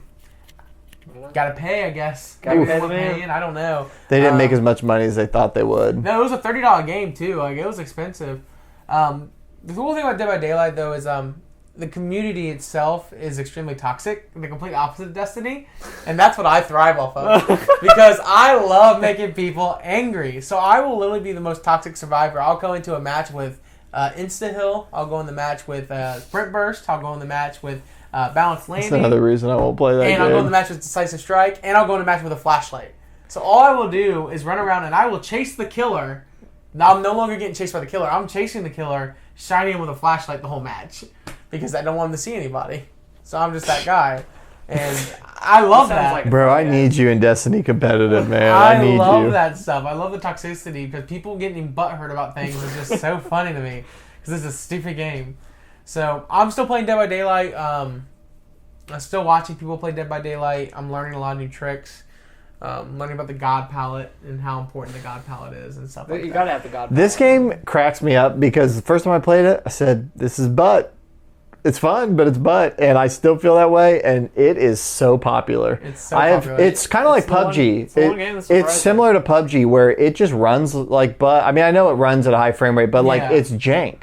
Yeah. It's jank. It's a janky Well, game. they're finally, after 3 years, they're going to be getting dedicated servers at the end of the summer, and that's Didn't they where- announce that like at one Yeah. of our things a couple years last ago? year. Oh my gosh. Will Alex start playing again when they get there? No, I think Alex is pretty done with the game. He thinks the game's completely unbalanced. I've just learned that you make the game what it is, and you just have to be good at it. That's true. That's life. But he's extremely good. When life survivor. gives you lemonade, I'm a great lemons. killer. I love being a killer. when life It's so gives you awesome. Dead by Daylight, you play it. With that being said, I've also been playing VR again. Yeah. Which I just absolutely adore. The Oculus S is absolutely amazing. Is that the cordless one? Yeah. No, it's not cordless, but it doesn't have the cameras. Oh, okay. So it only takes up one. It takes up 2 ports: an HDMI and a USB port. Is it Okay. gyro? Huh? Is it gyro? No, it has cameras on the front of the mask. Oh, And that's it tracks it like that. That's smart. Oh, wow. And it's so good. How'd they not think of that sooner? It is so seamless. It's so pretty. Cool. It's everything I thought it was. It has a little bit of a higher refresh rate and a little bit higher of a resolution, but it's not a big of an upgrade. So it's definitely one of those middle tier headsets. Cool. But I've been playing Super Hot VR. I Man, love what a Superhot what a VR. game in VR. That sounds awesome. It is the game. That would probably make you scream because it- there's sometimes probably you turn around and there's a guy right Yes, there. I'm telling What kind of you. graphics card do you have in your computer? 1070. It is beautiful. It is awesome. It's hysterical. It has has to be 20. fun. It has 20 something levels you get to play through, That's and cool. then it has a speedrun mode. It has a headshot mode. It has a trick That's shot cool. mode. So a lot That's of awesome. content there. It's super hot, but revamped perfectly for the VR. Super Um, hot. That's a dude, fun it's game. so awesome. I've also got my hands on the Oculus exclusive Vader Immortal. Bro, I've been here at the... What is this? Here is what I don't understand. Before you talk, I have to get this off go my ahead. chest. EA has an exclusive license for Star Wars, to make Star Wars games. So that's number one. This is Star Wars? Yes. They have an exclusive license to make Star Wars games. So that's number one. I don't know. Vader, Number but I just two. didn't imagine. Number two, Vader Immortal is made by Epic Games, not EA at all. They have, when I've looked up very specifically, they are not calling Vader Immortal a game. They're It's calling it a experience. VR experience. Now listen to Okay, this. maybe I have heard They're of calling it a VR experience, okay? Because EA has the exclusive games right. However, you use controllers and you can see your hands in it. Yes. it. That's an experience. Which is getting me to my final point, which is, what is a game anymore? Like, Dude, this is Tetris what is the difference rights between all over again. What is the difference between a VR experience and a VR game? There is no, because no matter what, if you're in VR and you can move, Yeah. it's a game. Not, The second you can move. I don't know why. There's multiple ones that do that because I forgot to talk I about totally am this. derailing this because I want to hear your I want to impressions. get back to Vader but Immortal, but real quick, I just- Kingdom Hearts experience called Experience, yeah. and it's VR, which by the way sucks. It is terrible, but it was called an experience, so it wasn't a bad game. It was a bad experience. But what about Vader Immortal?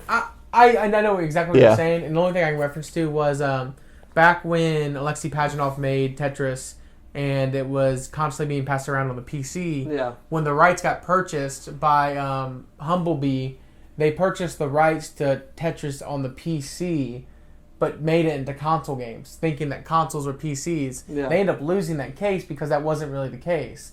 Wow. They didn't classify PC being consoles. So that's how the Tetris rights got spread among so many different companies. Wow. Because it wasn't a console, it wasn't a handheld, it wasn't a PC, it wasn't properly notarized, it wasn't properly listed as that. So when Vader Immortal got announced and X Labs was like, we're making this game, like this is what we're doing, they never called it once a game. Yeah, it's not called a game. Yeah. And it was like, this So is how Vader. is this experience?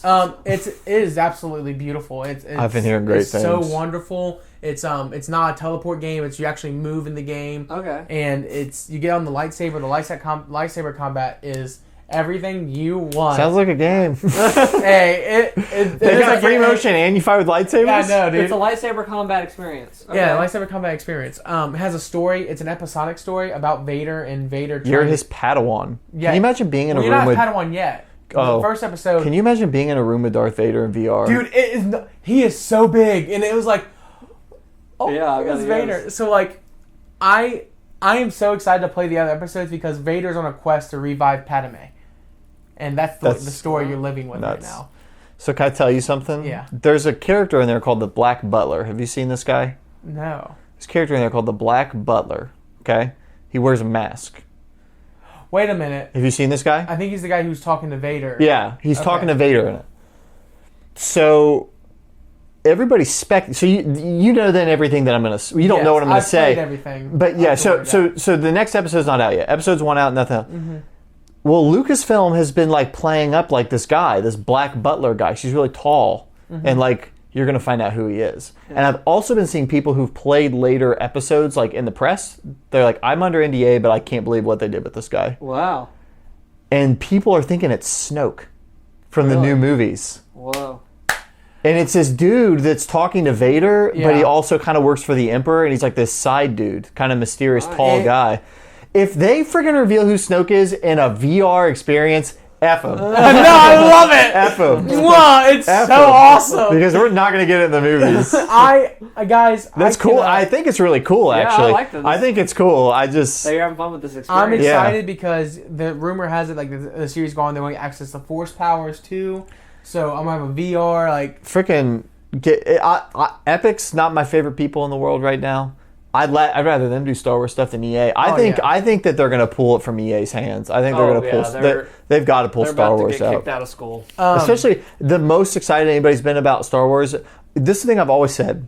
Your Star Wars game does not need to be some big $400 million budget, like Destiny-size, Battlefront 2-size Let game. people live out the reality. Just make a lot of games. And so this is a small little thing. I mean, it's VR, so it's expensive, but they made it and it's out. But the and thing part, it was they need only- to do more It stuff was only like an hour this. long, and so the meat of the game, the story is only an hour long. But they have a thing called a lightsaber training.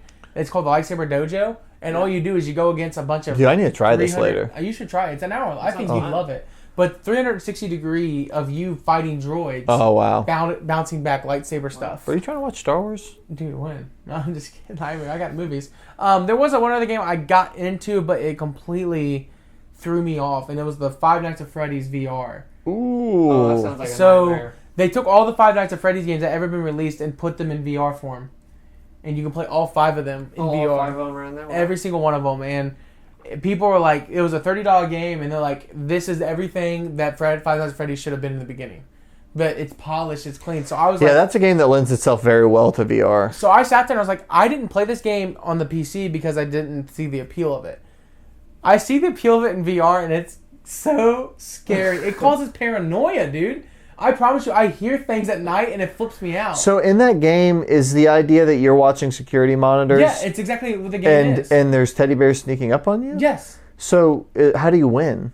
Not get killed. But can you win? Yes. Okay. You have to survive till 6 a.m. So from 12 p.m. to 6 a.m. How long does it take to do a run? 7 minutes, roughly. Oh, so you just keep doing runs, Yes. but they're different every time. Yes. Yeah, they're the Chuck E. Cheese every kind of night. mascots Every will come night try and it kill gets you. harder and harder. So night 1, I booted into Five Nights at Freddy 1 because I was going to play because each game has its own lore. So how do you keep them from getting you? You have to close your doors. So what it is it's a tracking game. So you're sitting down night 1, you're sitting there, and you're like, okay, This guy's on the phone like, yeah, these things have been acting weird at night. People say don't want to get near them. That's just like it's the joke. But you'll do a great job. You're a security guard. You know what you're doing. So I have 100% power, and the power goes down as I'm watching the cameras. But then as I turn the lights on and I activate the doors, the power drops more and more. Because once the power hits 0, I can no longer use anything else. I'm free to be grabbed. That's the rule. So you want to manage your power level. Oh wow. So I'm sitting there and I'm just looking at the cameras, and all the animatronics start in one area. And as the night goes on, they start moving. And I'm using the cameras to track where they're going and where they might go. And as they get closer and closer, I have to shut the doors so they don't get me. So when you enter a fail state, what happens? When the power goes out and I'm screwed, pray to God 6 a.m. shows up before they get me. When they get you, do they grab you? Like what happens? Yeah, like you get grabbed and like they're sitting there and like they're screaming at you. It's the jump scare you would get on the TV, but it's in 3D sound. Oh my God. So I'm sitting there and I hear scampering like they're behind. Oh, they're in front of me. Oh my gosh, where are they? I'm looking around. And like I'm looking, and it's all dark, but I see like shadows and stuff moving. And I'm like, where are they going to get me at? And literally next thing you know, my head gets turned, and I'm like, and like they're right there. Like it's that exactly, is horrible. So I got past night 1 because night 1's like literally the tutorial. I cannot beat night 2, and it's only night 2 and 5. Do you just close your eyes when it happens? I scream like a girl. I bet. I'm like, it is terrifying because the worst part is you hear like, so now night 2 introduces Foxy, and Foxy's the one that runs up on you really fast. So all you do is you hear footsteps, and you're like, oh crap, I gotta shut the door on whatever side she's running on. And you hear that because it's this 3D sound. Audio, yeah. So if you hear the stops on the left side, you have to shut the left side door real fast. Yeah, people that do that are a different breed of human than I am. Dude, it is terrifying. But people are like, this is what VR needed. This is like, this game was created. But not for me. Dude, so I want to beat it. That's my goal. I want to beat Five Nights at Freddy's once. I want to play 2. 3 is 2 is hard because you're literally just standing in front of a doorway and you have 2 vents to the side, no cameras. And whenever you see an animatronic on, you have to put masks on and protect yourselves. How many? So they've made 5 total? There's actually 6 games. 5 of them, there's Five Nights at Freddy's, 5. Yeah. And the 6th one is the story of how the daughter got wrapped up into this. Nice. I want to know about basically the it's called service repair. And all you're doing in the VR experience is fixing the animatronics. Okay. So you're staring at the animatronic right in front of them. And you have to go through, and it's like operation. Okay. But if you mess something up, they kill you. That sounds so scary. Oh Just my like in real gosh. life. I would kind of want you to try it. That's insane. It's honestly, oh, I think man. for you, I think you would love it. No freaking way. Yeah, I love the you idea. know what? I want to return. I want to get out of here. I want to get out of the scary stuff. Oh I my want to gosh. return back to people that love family fun. Okay, so Super Hot VR was, again, I'm just kidding. And these people love family fun. It's Nintendo. Some news came out. The big N. The Switch Lite. I don't Are like you it. pre-ordering it? No. Boom. Are you pre-ordering it? No, but Boom. Am I pre-ordering it? No. I'm glad it's a thing. I mean, yeah, don't get me wrong. I was... It's not for us. This is for... my buddy at work is very happy. Because he has one Switch and kids fight over it and it's expensive. It's a console. They run around with it. Just buy these for the kids. Yeah, my like, thought this is... great. My thought is that this is good for kids that you would have given a 2DS. Yeah, it's the 2DS. Just a 2DS for them. But then With this better turned battery into a life. situation where I was talking with my wife about her nephew, and it came up like, oh yeah, he was wanting a Switch and stuff, and it's like, yeah, that'd be fun because you can just play on the TV and the thing, and I was like, you can't. This one's only that, and it's like, you have to know the kid. Does the kid want to play on this, or is he good with just only playing? What was going to be the harm in making it still dockable but not having a dock with But it? it's still a Switch. Because they are using a different... I think they're using a different CPU. And it has a different battery setup, too. The battery's better. The battery lasts longer. So it's actually a little bit, like, thicker. But I wish... It's weird because they still have... Like, I feel like they could still... They could just have a port. Like, it doesn't have to be a Dude, dock. guys, look, here's what's going to happen. Oh, it's Nintendo's. People are going to find a way to take an HDMI to USB-C and just... I wonder if they can hack it. I don't know. That'd be interesting. Someone will homebrew it on some level. How easy it is, who knows? The concept is neat, and I like the idea. I do think, like, the Switch... It'll fix the Joy-Con Yes, issues. it will. Dude, my Joy-Con broke. Did it? Yeah, it finally happened. You can send them in. Now it has become the red ring of death, the Joy-Con stuff, because they have said you can send in your Joy-Cons if it has a Joy-Con drift. You can send it in and they'll repair it. Oh, wow. I might do that. Now, I've had more disconnect issues than Joy-Con drift. My- Maybe it is Joy-Con drift. My left one does weird stuff if I'm too my far left away. one does too, Yeah. dude. And it's so... And we're talking about phoning in with the PlayStation Classic. I love the freaking Switch's library and put on TV, going on like trips and stuff. Love it. Beautiful, but wonderful. They phoned in the system. Like cheap stuff and the analog stick. It feels like So this is where that's where I'm starting to come now. You created a problem, Nintendo, because now you're talking about, hey, we gave you a Lite. People are now wanting the Pro. Yeah, and if you don't answer on this sucker, why would they do a Pro? The benefits of having a Pro. I think they would make it. It wouldn't be a Pro in terms of the Joy-Cons. But it wouldn't be a Pro in terms of like two things. Okay, two things. Okay, hold on. So what you're saying is two different things. You're talking about making quality of life upgrades. You're talking about higher, beefier. Yes. Okay, number one, for you, the Joy-Cons are fixed. My brother's Switch that he got this year in March, I was like 20 feet away playing no problem with both Joy-Cons. So those are already fixed. And I guess you didn't hear about this. The new battery that's in the Switch Lite in September will start shipping in regular Switches. So the Switches that come out this fall will I just have to buy the Switch again. I think that might be your answer, is maybe you want to sell that Switch or keep it and buy another Switch. But the Switches that start, I think September 25th is when they start to get into stores here in America. They already have the new Joy-Con that's fixed. But the battery, this thing had the similar issue where people were having issues with the D-pad, or there were some disconnects issues with that, but the Smash one was the first one that worked. Yeah, I can confirm the Switches at least sold since March are working fine. Like the Joy-Cons are great. So a hardware patch. So we're going to get the Circle Pad Pro. So the battery life is going to go from 3 to 5 hours to 4 to 8 or 4 to 7, just like on the Lite and the regular Switch in September. And I started wondering, I mean, like, should I sell mine? But then that got announced at the same time. They said that Switch Pro thing that we were talking about it's not happening. So what you're talking about, Nintendo has never focused. But they also said that there weren't going to be any new models, and then this came out too. Yeah. So people were saying that. Sure. I don't believe Nintendo.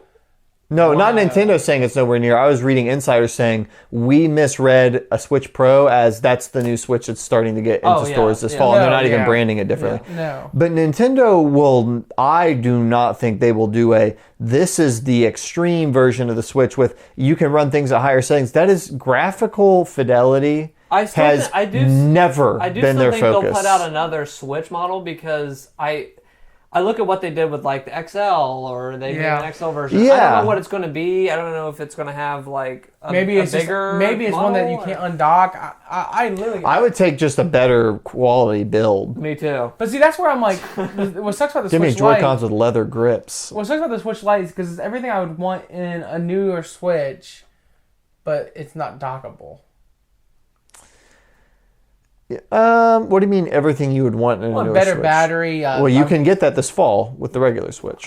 Okay, I guess I could buy a new Switch then, honestly, at that point. What else are you talking about, though? Oh, yeah, it was the better battery, the better CPU, and then the fact of the matter is the controller. Does it have a better CPU? It's the same specs. They might have. Some people are It's going to be smaller, but it's not better. Well, what happened was it uses a very similar CPU to the Shield, the NVIDIA Shield. And some people are theorizing because I think that got a boost recently. Like they boosted the CPU, a new model of that, new version of that Shield CPU. It was like a Dolphin card or something. So some people are theorizing that they could update that CPU. But that might be in the new Switch that's coming out this fall anyway. That's what people are saying. And that's why I don't know. I just know like when I've read, when I've gotten on Reddit, and when I've gotten on like other places, people have talked about the fact like, hey, you're obviously giving us this, you have to obviously be doing this too. And that obviously doesn't mean it's going to be the case. I love my Switch. I'm happy with my Switch. I'm happy too. I'll take the fricked up stuff with it. You're probably right. There probably will be another model. I just meant to say, in terms of like a Xbox X, PS4 Pro, you're never going to see the performance is this on this version of Switch, and then on this version of Switch, it's 60 frames. You're just never going to see that. That's not something they don't care about. What I do think they care about is the gimmicks. Like, hey, this is bigger. hey, this has better whatever. You might get a Switch 3D or something weird. Well, It'll be something we can't even imagine because that's what I don't want. I don't want that. Like when they did that for the DS, I was like, I don't want this. Like this isn't like that was cool for a little bit, and then I never used it until the X. Oh, I have a question. No, it's called the new 3D. Oh, I have a question. I have a question. Awesome. That was so cool. Why can't Nintendo, now with the Switch Lite, let you buy the Switch Lite and use it for your Switch like a Wii U controller? We'll see. Bro, if they did that, you could use your Switch Lite as a Wii U controller for your Switch, and then you could do any Switch game or any Wii U game on the Switch. We'll see. With that original interface. I want GameCube. And you can play I want WarioWare. GameCube games first. How Give me cool GameCube would games that first. be? We'll see. How cool? It won't ever happen. But Oh, speaking on that, one other thing to just crap on Nintendo. As I was I beat Star Tropics. I went back and it was like because there's new stuff every month on the Switch Online thing, and it popped up and it was like another special version of another game they'd already released. They release special versions, so they'll go extra lives or the difficulties it's like a modified version. And I'm looking at it, it's another 3 of those. Like it's one of those a special thing and like 2 other games that no one cares about. Where are Super Nintendo games? Where are N64 games? I've emulated all this stuff. Some people even hacked their Switch and added that. Oh, it's like people are like bypassing you, where you could be making so much money. Figure it out. Yeah. God, please figure I just don't. I'm not in the room and I'm not part of those meetings. I just can't see how there's not like why I'm not making money for people that don't want to emulate, don't want to whatever. Please understand. I don't know what is going on. Please understand. Please understand. Yeah, I guess they sit every Monday. They have a meeting. All the higher ups. They sit down.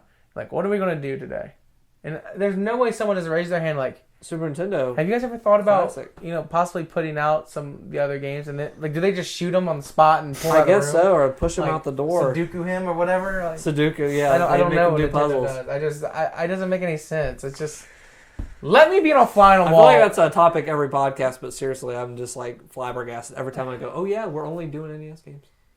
I still think Xbox. But you know what? Let's get out of the game realm. I'm done with games. Are you? Yep. Carol Shaw. I'm Carol Shaw, and I'm looking at what's going on, going frick this. I'm back to sorry. Please onto movies. Yep. Movie world. There's movies. You movies saw coming something out. spooky. Okay, yeah, I saw. Freddy stuff. So I saw a movie. I saw many movies this month. You just dumped a lot of movies. I'm normally not the guy sitting here with a bunch of movies to talk about, but today I am. So I'm going to talk about a couple of movies, and then I have a couple more that I think multiple of us watched. So I watched a movie, I don't know, maybe you saw previews for it. It's called Midsummer. It came out this summer. It came out, I think, this past month. I think maybe early July. So basically, the setup for this movie is, and when you watch the preview, is there's a girl, she's depressed. You know what this movie's about really at all? I just know they go to a cult. Okay, so allegedly. So this girl, she's very depressed. She is, and you find out in the movie why she's depressed the first 10, 15 minutes. I'm going to say this right now, huge trigger warning. First 10 to 15 minutes of this movie, if you are not prepared, are going to F you. They're going to screw you so hard. I think I've heard that. You're going to feel sick at your stomach. I felt sick at my stomach. It was such a combination of like, do you guys, this isn't what it all is, but like, do you guys ever have like separation when you were younger? Like if you couldn't get a hold of your mom or you couldn't get a hold of somebody, you would freak out and be like, where are they? Or get lost in a store. Yeah. Or like, where are they? Where are they? This doesn't make sense. Where are they? What? And you get worried. They used to go to the casino and leave me in the van. There's a lot of other things involved, but I'm going to say right now, the first 10 minutes, I played the Game Boy when I was in the first 10 minutes of this movie hit you. I don't like saying it hit you like a train isn't enough. Like it is literally the biggest gut punch, and I was sick at my stomach. I was like, I feel for this girl. I honestly, what happens to this girl happened to somebody I knew, I'd be like, I don't know, like like I understand if you just want to die. Like sounds I get it. Fun movie. So that's how it opens, and then she's very depressed. So I won't get into all that, but she's very depressed. Her boyfriend is douche McTodd, so just kind of, he's kind of like that fake, like, yeah, I'm here for you, babe, but like, there's a party, like, you know, like, he's kind of not, you just get the vibe immediately, like, they're just not, this isn't working, but like, he's trying to make it work, she's trying to make it work, whatever. But basically the setup of the movie is that he is like a grad student or like a doctorate student, and him and his buddies are planning on going to Sweden for the summer. Yeah. Because one of their buddies is from Sweden, and like his family like lives in this village, and like he's like, you will go, like you guys will meet a lot of Swedish girls, we'll party. One of the guys like, you can study this for your doctorate. It's like a whole thing. And they're like, okay, yeah. And so he's like, yeah. He's like, I'm gonna go. It's his boyfriend. He's like, I'm gonna go. I'll say also, this movie is very funny. This movie has some of the best mix of funny. Because the 10 minutes. This movie has some of the best mix of funny and horror. It's played so well. But so basically, like that's kind of like these guys are gonna go on this trip, and so long story short, he doesn't really tell his girlfriend that he's gonna go, and then she finds out, and it's this whole weird awkward thing, and then he like invites her, and he's like, okay, you just go with us. And his friends are obviously not thrilled about that. Yeah. But so long story short, it's a weird relationship, and they go to Sweden. And that's kind of like the first 30-ish minutes of the movie. And once they get to Sweden, it's one of those movies where they get isolated very quickly. So like it's not in a city, it's not like in like a big populated area. And this movie goes places, man. It's not as simple as just saying, oh, X happens or there's these types of people there. This movie goes places. It does things that are shocking. It really has a lot of things to say about bad relationships. Mm-hmm. It's kind of a breakup movie in a way. It has a lot to say about bad relationships and relationships that you really, you know, you're in because both people are comfortable, but it's not really for the best. So that is played out in a very intimate way. And then there's this larger, insane thing that kind of has more to say about nationality and it's a trip. I don't really want to say what is in the movie because there's a scene right in the middle that is so shocking. I could not believe, I was like, oh my God. And you're just like, what would I do if I was standing here? I don't know. It's one of these movies where you're like, okay, it'll slowly, and then just I'll probably check that out. Some stuff happens, and it's very well made. There's not a lot of jump scares. The whole movie's in broad daylight, except for maybe one scene. There's no real jump scares. It is just so bothersome, and it is so creative and colorful, and there's so much happening, but it's disturbing. So I watched Midsummer, and I really liked it. When it first ended, I was like, I don't know how I felt about that. One other thing, the girl in this movie, Florence Pugh is her name, P-U-G-H. This is a girl to watch. This girl gives an Oscar worthy. She is such a good actress. And just, I feel like she portrayed depression like really well. Like it's hard to do depression on film. You know what I mean? Yeah. Like it's a hard thing to convey and to be cinematic because when you're depressed, you just don't really feel like doing anything. Yeah. So like, how do you show that in a way that's interesting? And she nailed it, man. Well, you had me at depression. Yeah. So with this movie. So yeah, that was Midsummer. So after me and my fiance went and saw that, and we had a good old time, and we walked out, and I was like, let's get some ice cream. So we got some ice cream. And she's like, yeah, that movie was really good. It doesn't leave you depressed, but it does feel like you just went through something. Yeah, the only thing I could really compare it to is a movie like Mother, which is one did you see Mother? Yeah, I saw Mother. Mother's one of those movies, same kind of thing. It is so tense and it's so insane. And you get to the end of it and you're just like, I need a drink. That was something else. And so it's different than Mother, but it's kind of the same thing. So she was like, I want to see Aladdin. Aladdin's been in theaters. Cleanser.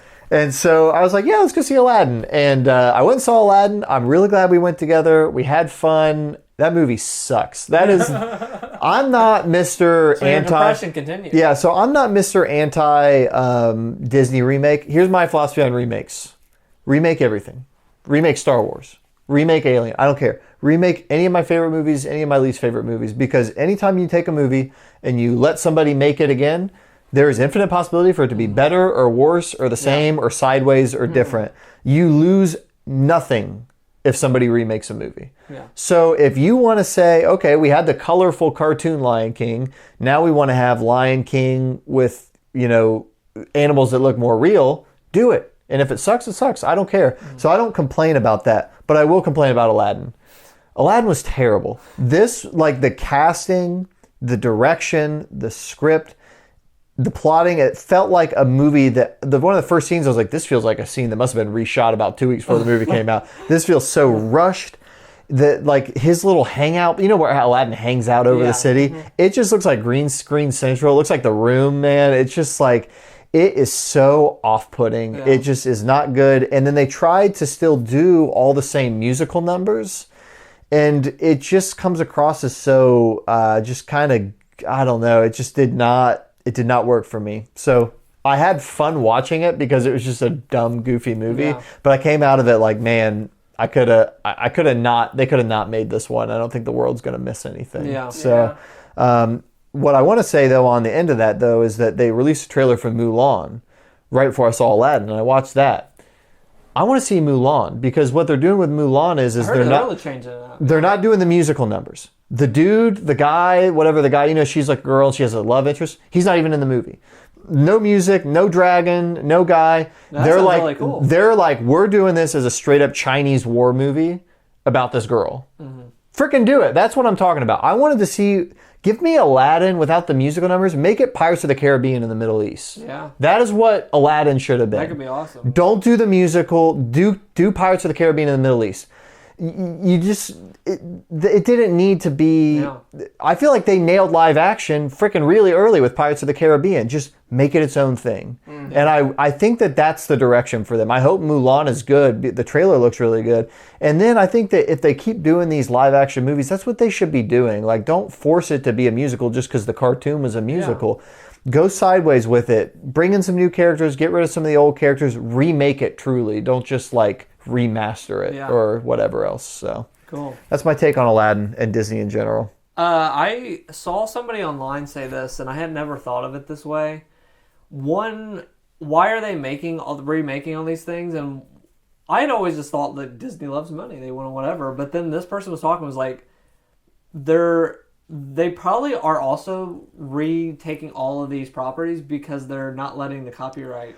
There's that. And I saw that and I was like, I never thought of that. That never even crossed my mind. There's that, but also, that's true. There's nostalgia and they're trying to make money. And there's nostalgia, but it's their brand, right? So Disney has to keep investing in its properties, not just to keep the license. But when you go to Disney World, they want you to know. They want you to know who these people are. Yeah. And increasingly, 10 years go by, 20 years go by, 30 years go by. What happens when Aladdin cartoon's 50 years old? Yeah. They need something else that somebody might have watched. Yeah. And there are kids who won't watch the cartoons. Yeah. They think they're boring. Yeah. It blows my mind, but there are kids. Yeah. And there are kids who won't watch any live action. All they want to see is the cartoons. If you're a kid like that, what are you doing? So I think that that's part of it too. I mean, I understand the thought of, like, people put that side by side of Hakuna Matata and they're like, this is the original. It's so colorful and beautiful. And it's got those like African cool, like purple and orange and colors. And then they showed the new one and it's literally just them walking in the woods. People are like, why even do the new one? And I get it. I understand when you put them side by side. But there might literally be people who just literally like to see it realized more realistically. Like they enjoy that. Yeah. I mean, Aladdin, for all I'm saying, made $980 million at the box office. And there were a lot of people that liked it. They're doing good. So Disney has some money, I think. Yeah. So I don't know. I'm in favor of remake it and get weird with it and get goofy and also just use common sense. Like, I think that something like an Aladdin could be way better than what they put out there. It felt like an amateur hour, man. I don't know. I didn't like it. No to Aladdin. Yeah. Yes to Midsummer. Who the heck saw Spider-Man? I didn't. But what did you guys think? You suck. Spider-Man Far From Home. This is going to be full spoilers. I'm not going to protect it like I did Midsummer. I don't care. Stop. What if he watches it one day? He is voiced very clearly. He doesn't care. I didn't like the first one, but I did hear people like this. Oh, do you want to see the new one? I won't. Then we won't do full spoilers. Do a spoiler free. Just give us the gist. What did you like it? Did you not? What happened? How about this? Because I heard people like. I was confused. I thought you weren't going to see it. I hated. I hated the one before this. That just recently. That's so interesting to me that you hate Homecoming. I didn't like that at all. But you watched it right after you saw Into the Spider-Verse? I can't. Yes, you did, and you were like, "Give me more." I can't remember which one I saw first. Yes, I remember. You were like, "Give me more Spider-Verse. Give me less of this." Yeah, but I heard people liked this more than they did Homecoming. Is that true? Or is that bad? Or is that not true? Nah, it's not true for me. Not true for me either. Really? Huh. I really liked Homecoming. I liked this a lot. Yeah. This had some really great high moments. Yeah. This movie had some really great high moments. Jake Gyllenhaal plays Mysterio. And I would say about 80% of what goes on with him and the way he plays character, he's a very good actor. Yeah. And I really like his acting. I really like the angle of how and what and where and why Mysterio, in terms of what is happening around his character and the impact it has on Peter Parker. He's, there's definitely a sense of who is the villain here and that kind of thing. And I thought that was cool. I will say though, my biggest complaint with the movie is they have a scene. So my overall thoughts are, and I definitely want to know your thoughts. So let's kind of make it a dialogue. The movie's very funny.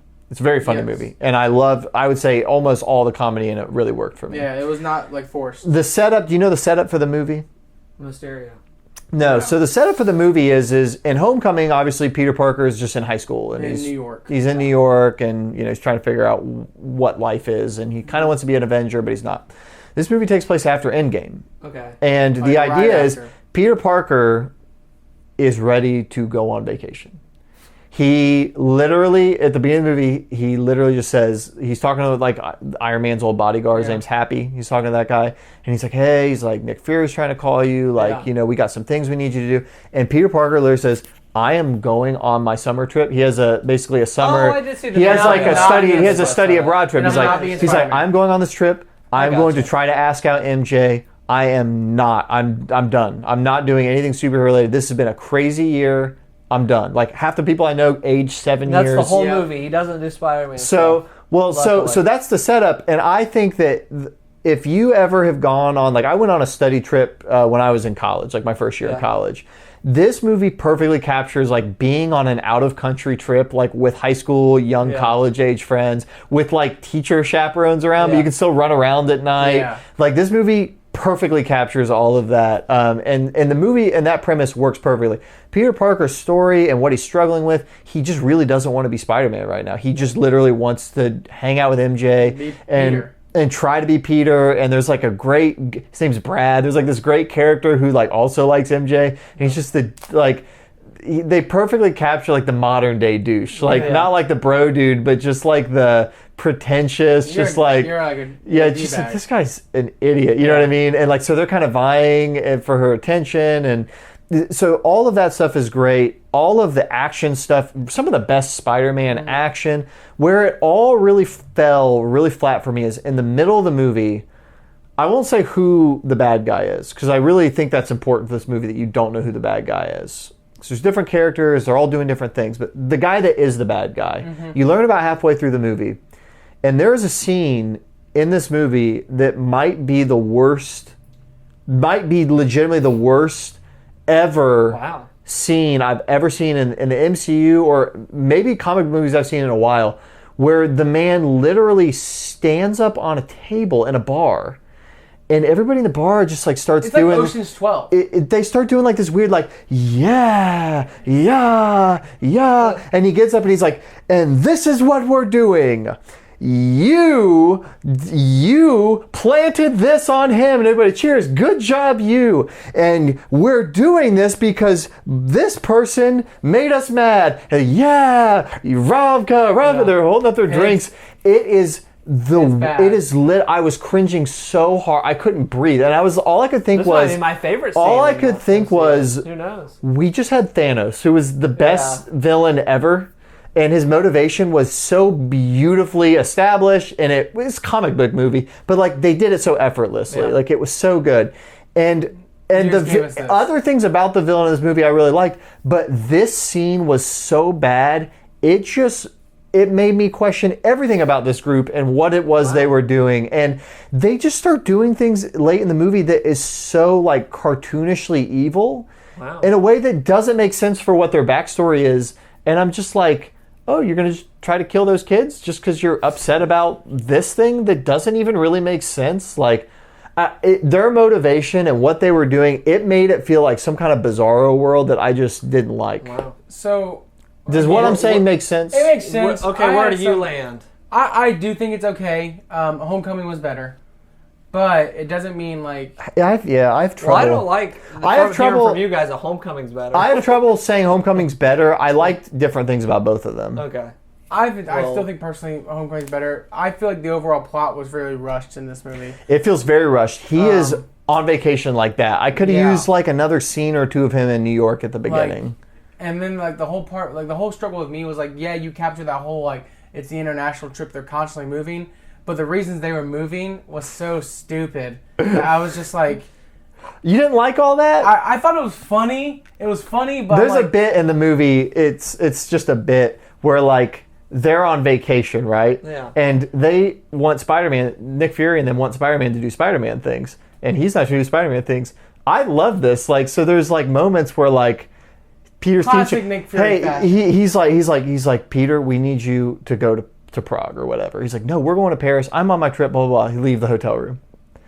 He wakes up the next morning, his teacher comes down, we're going to Prague. They upgraded our package. Yeah. Here's our bus. But like, so I love that stuff because I was like, that showed like him pulling the strings in the background. Like, mother effer, you're going to Prague. Like, you're doing what I want you. And so that's the theme in the movie is like Peter feels like he has no control, even over something as dumb as his vacation. Yeah. It's still getting the strings pulled. Well, I get that though. That you didn't I will like check it out when it comes to Netflix or whatever. I'll watch. A couple things though. Sorry, go ahead. You were still voicing. Again, that part where I felt like it was really rushed. I had a couple issues with Mysterio's character. I talked to you after the movie and you kind of cleared him up because I was understanding it different, something completely different. But even then, I still have issues with the overall character because in the comic books and what Mysterio, the role he plays is so much bigger. Like, he's literally one of Peter Parker's like main nemesis. Sure. He plays a way bigger role, and I feel like this one. He took a whole other turn. It's a very different take on the character. Yeah, very different take. Which I appreciate because it does. I mean, very surprising, very different. Nothing like that. Yeah. It's a whole other review on the character that I was not quite ready for. I will. The only other thing I want to say is that another thing I don't really know how to feel is after the movie, the end credit scene for this. The end credit scenes for these movies are typically like, oh, that's really funny or that's really cool. Or they're setting something else up. The end credit scene for this movie, like, is so freaking important. It almost is the ending to this movie. Like, it kind of blew my mind that it wasn't the ending. Yeah. Because it's weird to me to think that someone could walk out of the theater and not see what they showed. Wow. Like, it's so like, important. Whoa, shoot. Like, what? Like, and honestly, now that they've announced Phase 4 and they've announced what they're planning going forward with, I'm still even more confused. Yeah, I will say the MCU is in a really interesting place where I thought this movie might give me more of a vibe of what they're doing. It definitely didn't. And I don't think that they were trying for it to. But here's the part where I start to think we're going to lose some of the focus for the MCU is the introduction of Disney Plus and the sideshows. Have you seen this where they announced their new slate for Phase 4? And a lot of it's TV shows. A lot of it's TV shows, and, which I don't know how to... I'm worried because Disney now knows that, like, hey, we can now run a subscription service that has access to all the MCU movies, and people will buy into this. Yeah. And we're going to give them characters who now play a major role because of what happened in Endgame. Yeah. So, now you have to watch all these TV shows to... Yeah, because you have WandaVision, you have Captain and Falcon and the Winter Soldier. Here's what makes me not sure. They've been doing the same thing with Star Wars for a while. It's all canon. And then with the movies, they just let the movie people do whatever the heck they want. And then everybody else just has to figure it out around them. But these TV shows seem different because they're getting the actual actors. Like, the guy that plays Loki is in the Loki show. Which like, I get that. And Elizabeth Olsen is in the Wanda show. I'm leery. I get you. I'm leery on that subject because typically the movies are well produced that they don't feel like they're rushed. And that's why Disney Plus isn't coming out for a little bit too. We still have time, so it's not like it's... My hope with the shows is that they're not like, oh, this is going to be 6 seasons. Make it like a 10-episode run. Give me a 10-episode run of this side character and it might tie into the next movie. Here's the problem the DC universe ran into was when they did Justice League and they had Flash and they had all these other characters in them, but you had, at the same time, you had the Gotham TV show going, you had the Flash TV show going, and they had nothing to do with Justice League. It's a really, it's kind of ballsy, to be honest with you, because their movies have been so successful, they don't have to change anything. Mm-hmm. Yeah. And so the fact that they're doing about half of their next phase as TV shows They are also is doing really weird. their first ever horror movie too, Yeah. through Doctor Strange. Doctor Strange Will 2 be is a going to be a horror horror movie. Whoa. And I am In the multiverse of madness. very, very intrigued. I'm intrigued. I will also say, MCU, I would say use hyperbole sometimes. They called Civil War, or they called Captain America Winter Soldier, they said, this is a 70s spy thriller. It's not a 70s spy thriller. It's kind of like a Bourne movie at certain parts, but it's a Captain America movie. Yeah. They said Doctor Strange 2, this is going to be really suspenseful. It's kind of going to be a horror movie. It's not a horror movie. It's got jumpy moments, and so like I'm just wary now. Whenever like they said Ant-Man, this is a heist movie. It is like they do rob a place, but like it's a superhero movie. So whenever they say that, like this is going to be this genre. Never believe them. Never believe the I lies. take that to mean there's going to be elements, but I do not for a second believe Doctor Strange is going to be pee your pants scary. No, and I understand what you're saying. Again, not to tame your hype. I've said this Sorry. I've said this before, and my hype actually is quite dead. There's nothing wrong with the MCU. It's just Endgame was such a pinnacle of such a long-awaited. As somebody that's on the outside, the Phase 4, I watched Endgame, and I had a fun time. I had a really fun time in the theater. Even with this new Spider-Man film, I'll watch it on Netflix maybe when it comes out. I'm kind of whatever, but I'm kind of like I've put it to bed. I'm like it's over to me as an outside fan. But then when I look at this, what's Phase 4 going to be like? We had Iron Man, we had Thor. Like, who are these second B characters that they're going to use? Well, it's to me, it's like B characters. Because it's like, are they going to be still the mainstream characters? Well, it's not because it's Captain Marvel and Spider-Man and it's their team. It's their new team. Black Panther. Okay, so they're going to have the same people. They're going to be played by the different people, though. No, they'll be the same people. The only people that are phased out are the original OG, like Captain America, Iron Man, Black Widow. Okay.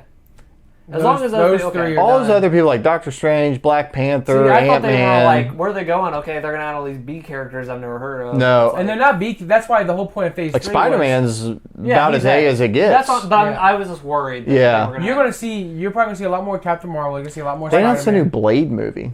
Yeah, that was pretty crazy. But again, I'm back to Iron Man 1 hype, where I'm excited they're doing this.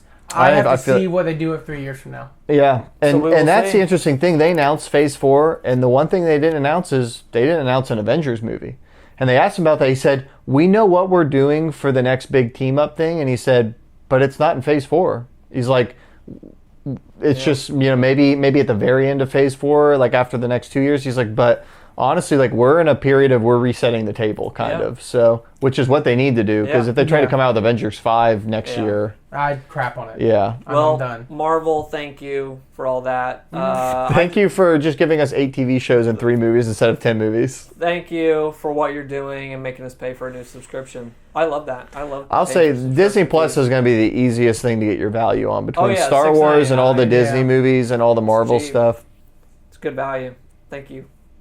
But pair that with 30 other subscription things I'm paying for, I'm not going to do it. I've started canceling those things. There's just so many. The only one I have is Hulu, and then I use somebody else's Netflix. I have Hulu. I have Netflix, and I use somebody's Hulu and their. See, that's HBO. where I canceled my Funimation. I was over the anime. I've gotten what I needed out of it. Canceled my Netflix. I was over there. I love that.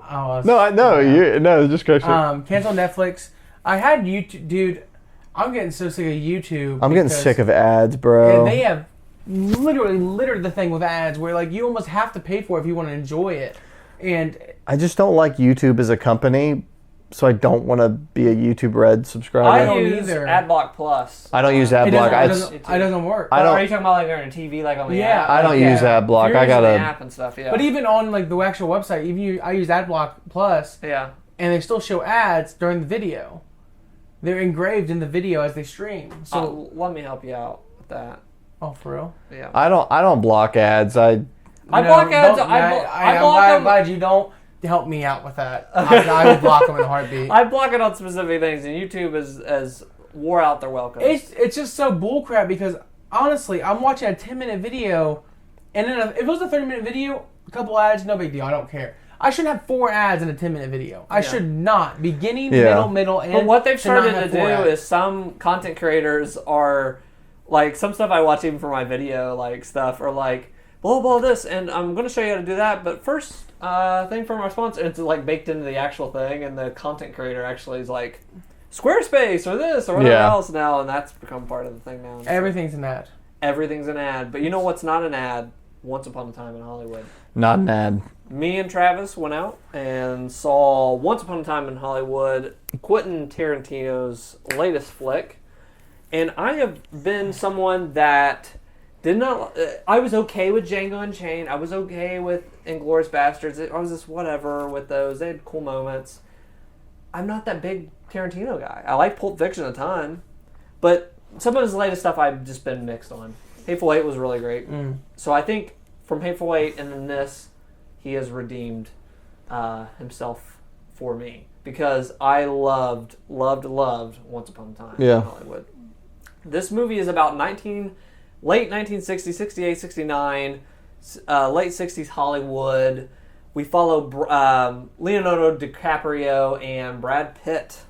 The Pittinator. Leo plays this movie star who's kind of fading from the limelight. And Brad Pitt plays his stuntman throughout. He's kind of following him around and being a stuntman in all these different shoots or whatever. Yeah. And he's not even just a stuntman, because being a stuntman doesn't really make you a whole lot of money. Yeah. He's also, they call him his gopher, so like he does stuff. He drops him off at the set and then takes his car and cleans his car and fixes his antenna on his house, and so he just gives him odd jobs. So with that, this movie also has an underlying thing that if you do not... I was even reading people online that, like, some people didn't know about this, whatever, but if you do not know this major historical event, you're going to be kind of lost about the impact of the whole movie. Yeah. The movie assumes you know about it, and what it is the Manson murders. Charles Manson murders that happened to Sharon Tate and... A group of her friends. What's like his name? 3, Jay. Jay, so I forgot. There was like 4 people. Name. Yeah, but Sharon Tate was one of them, and she was pregnant at the time. So it was like, it was a very brutal, like, disgusting. Basically, these murder. hippies went in this house and killed like 4 people, stabbed them up, killed the baby, put blood everywhere. And this was a major event because it, like, for one, it kind of, some people talk back on this and say this ended the summer of love. Hippies kill all these people, and it was already a tumultuous, like, time, late 60s, but this was like shutting the door. So it was like a historical kind of event. The movie assumes you know this. They do not give much context to this. They assume you know this because it is the ticking time bomb that is the entire movie, that you're like, oh, just gripping the seat. Like, every time they show Sharon Tate, he's kind of... While Leonardo, like, his character, Rick Blanton, I think it's... Rick Dalton. Rick Dalton's character is fading and, like, kind of, like, drinking a lot and kind of this, like, kind of... He's an actor that... You ever see, like, the old, like, cowboy TV shows? He's the star of one of those. He's that. But Hollywood's changing. It's becoming more about these movies, and it's becoming less about these TV shows, and he's not making that jump. Yeah. Like, he's not getting those jobs. And he star. is really struggling with that, and he's getting even told by people, like, your time's probably running out, you know? And while at the same time they show Sharon Tate, who's this kind of bubbly, young, 20s, blonde. She goes and watches her own movie at the theater and, like, watches for the audience's reaction. She's, like, bubbly and this kind of bright-eyed, bushy-tailed. And that's just juxtaposed with, like, Leonardo, who's this miserable kind of, like, whatever. And I just love all the characters. Yeah. But, like, Rick Dalton and then I forgot Cliff. Brad Pitt's character. Oh, I love Brad Pitt's character and stuff. But this movie, he's perfect. Is extremely funny. The audience would just, like, everybody that was in the theater was cracking up. Like, I was dying laughing. And then to not spoil it, so that ticking time bomb is there the whole time. This movie did not end the way I thought it was going to end. You are in for an extreme wild ride at that end. Yeah. And it just takes you for a freaking ride. All these different pieces it builds up through the movie. has a beautiful payoff. Yep. And I wanted to see it again right after. Yeah, I want to see it again I want to currently. go see it with somebody else. Yeah.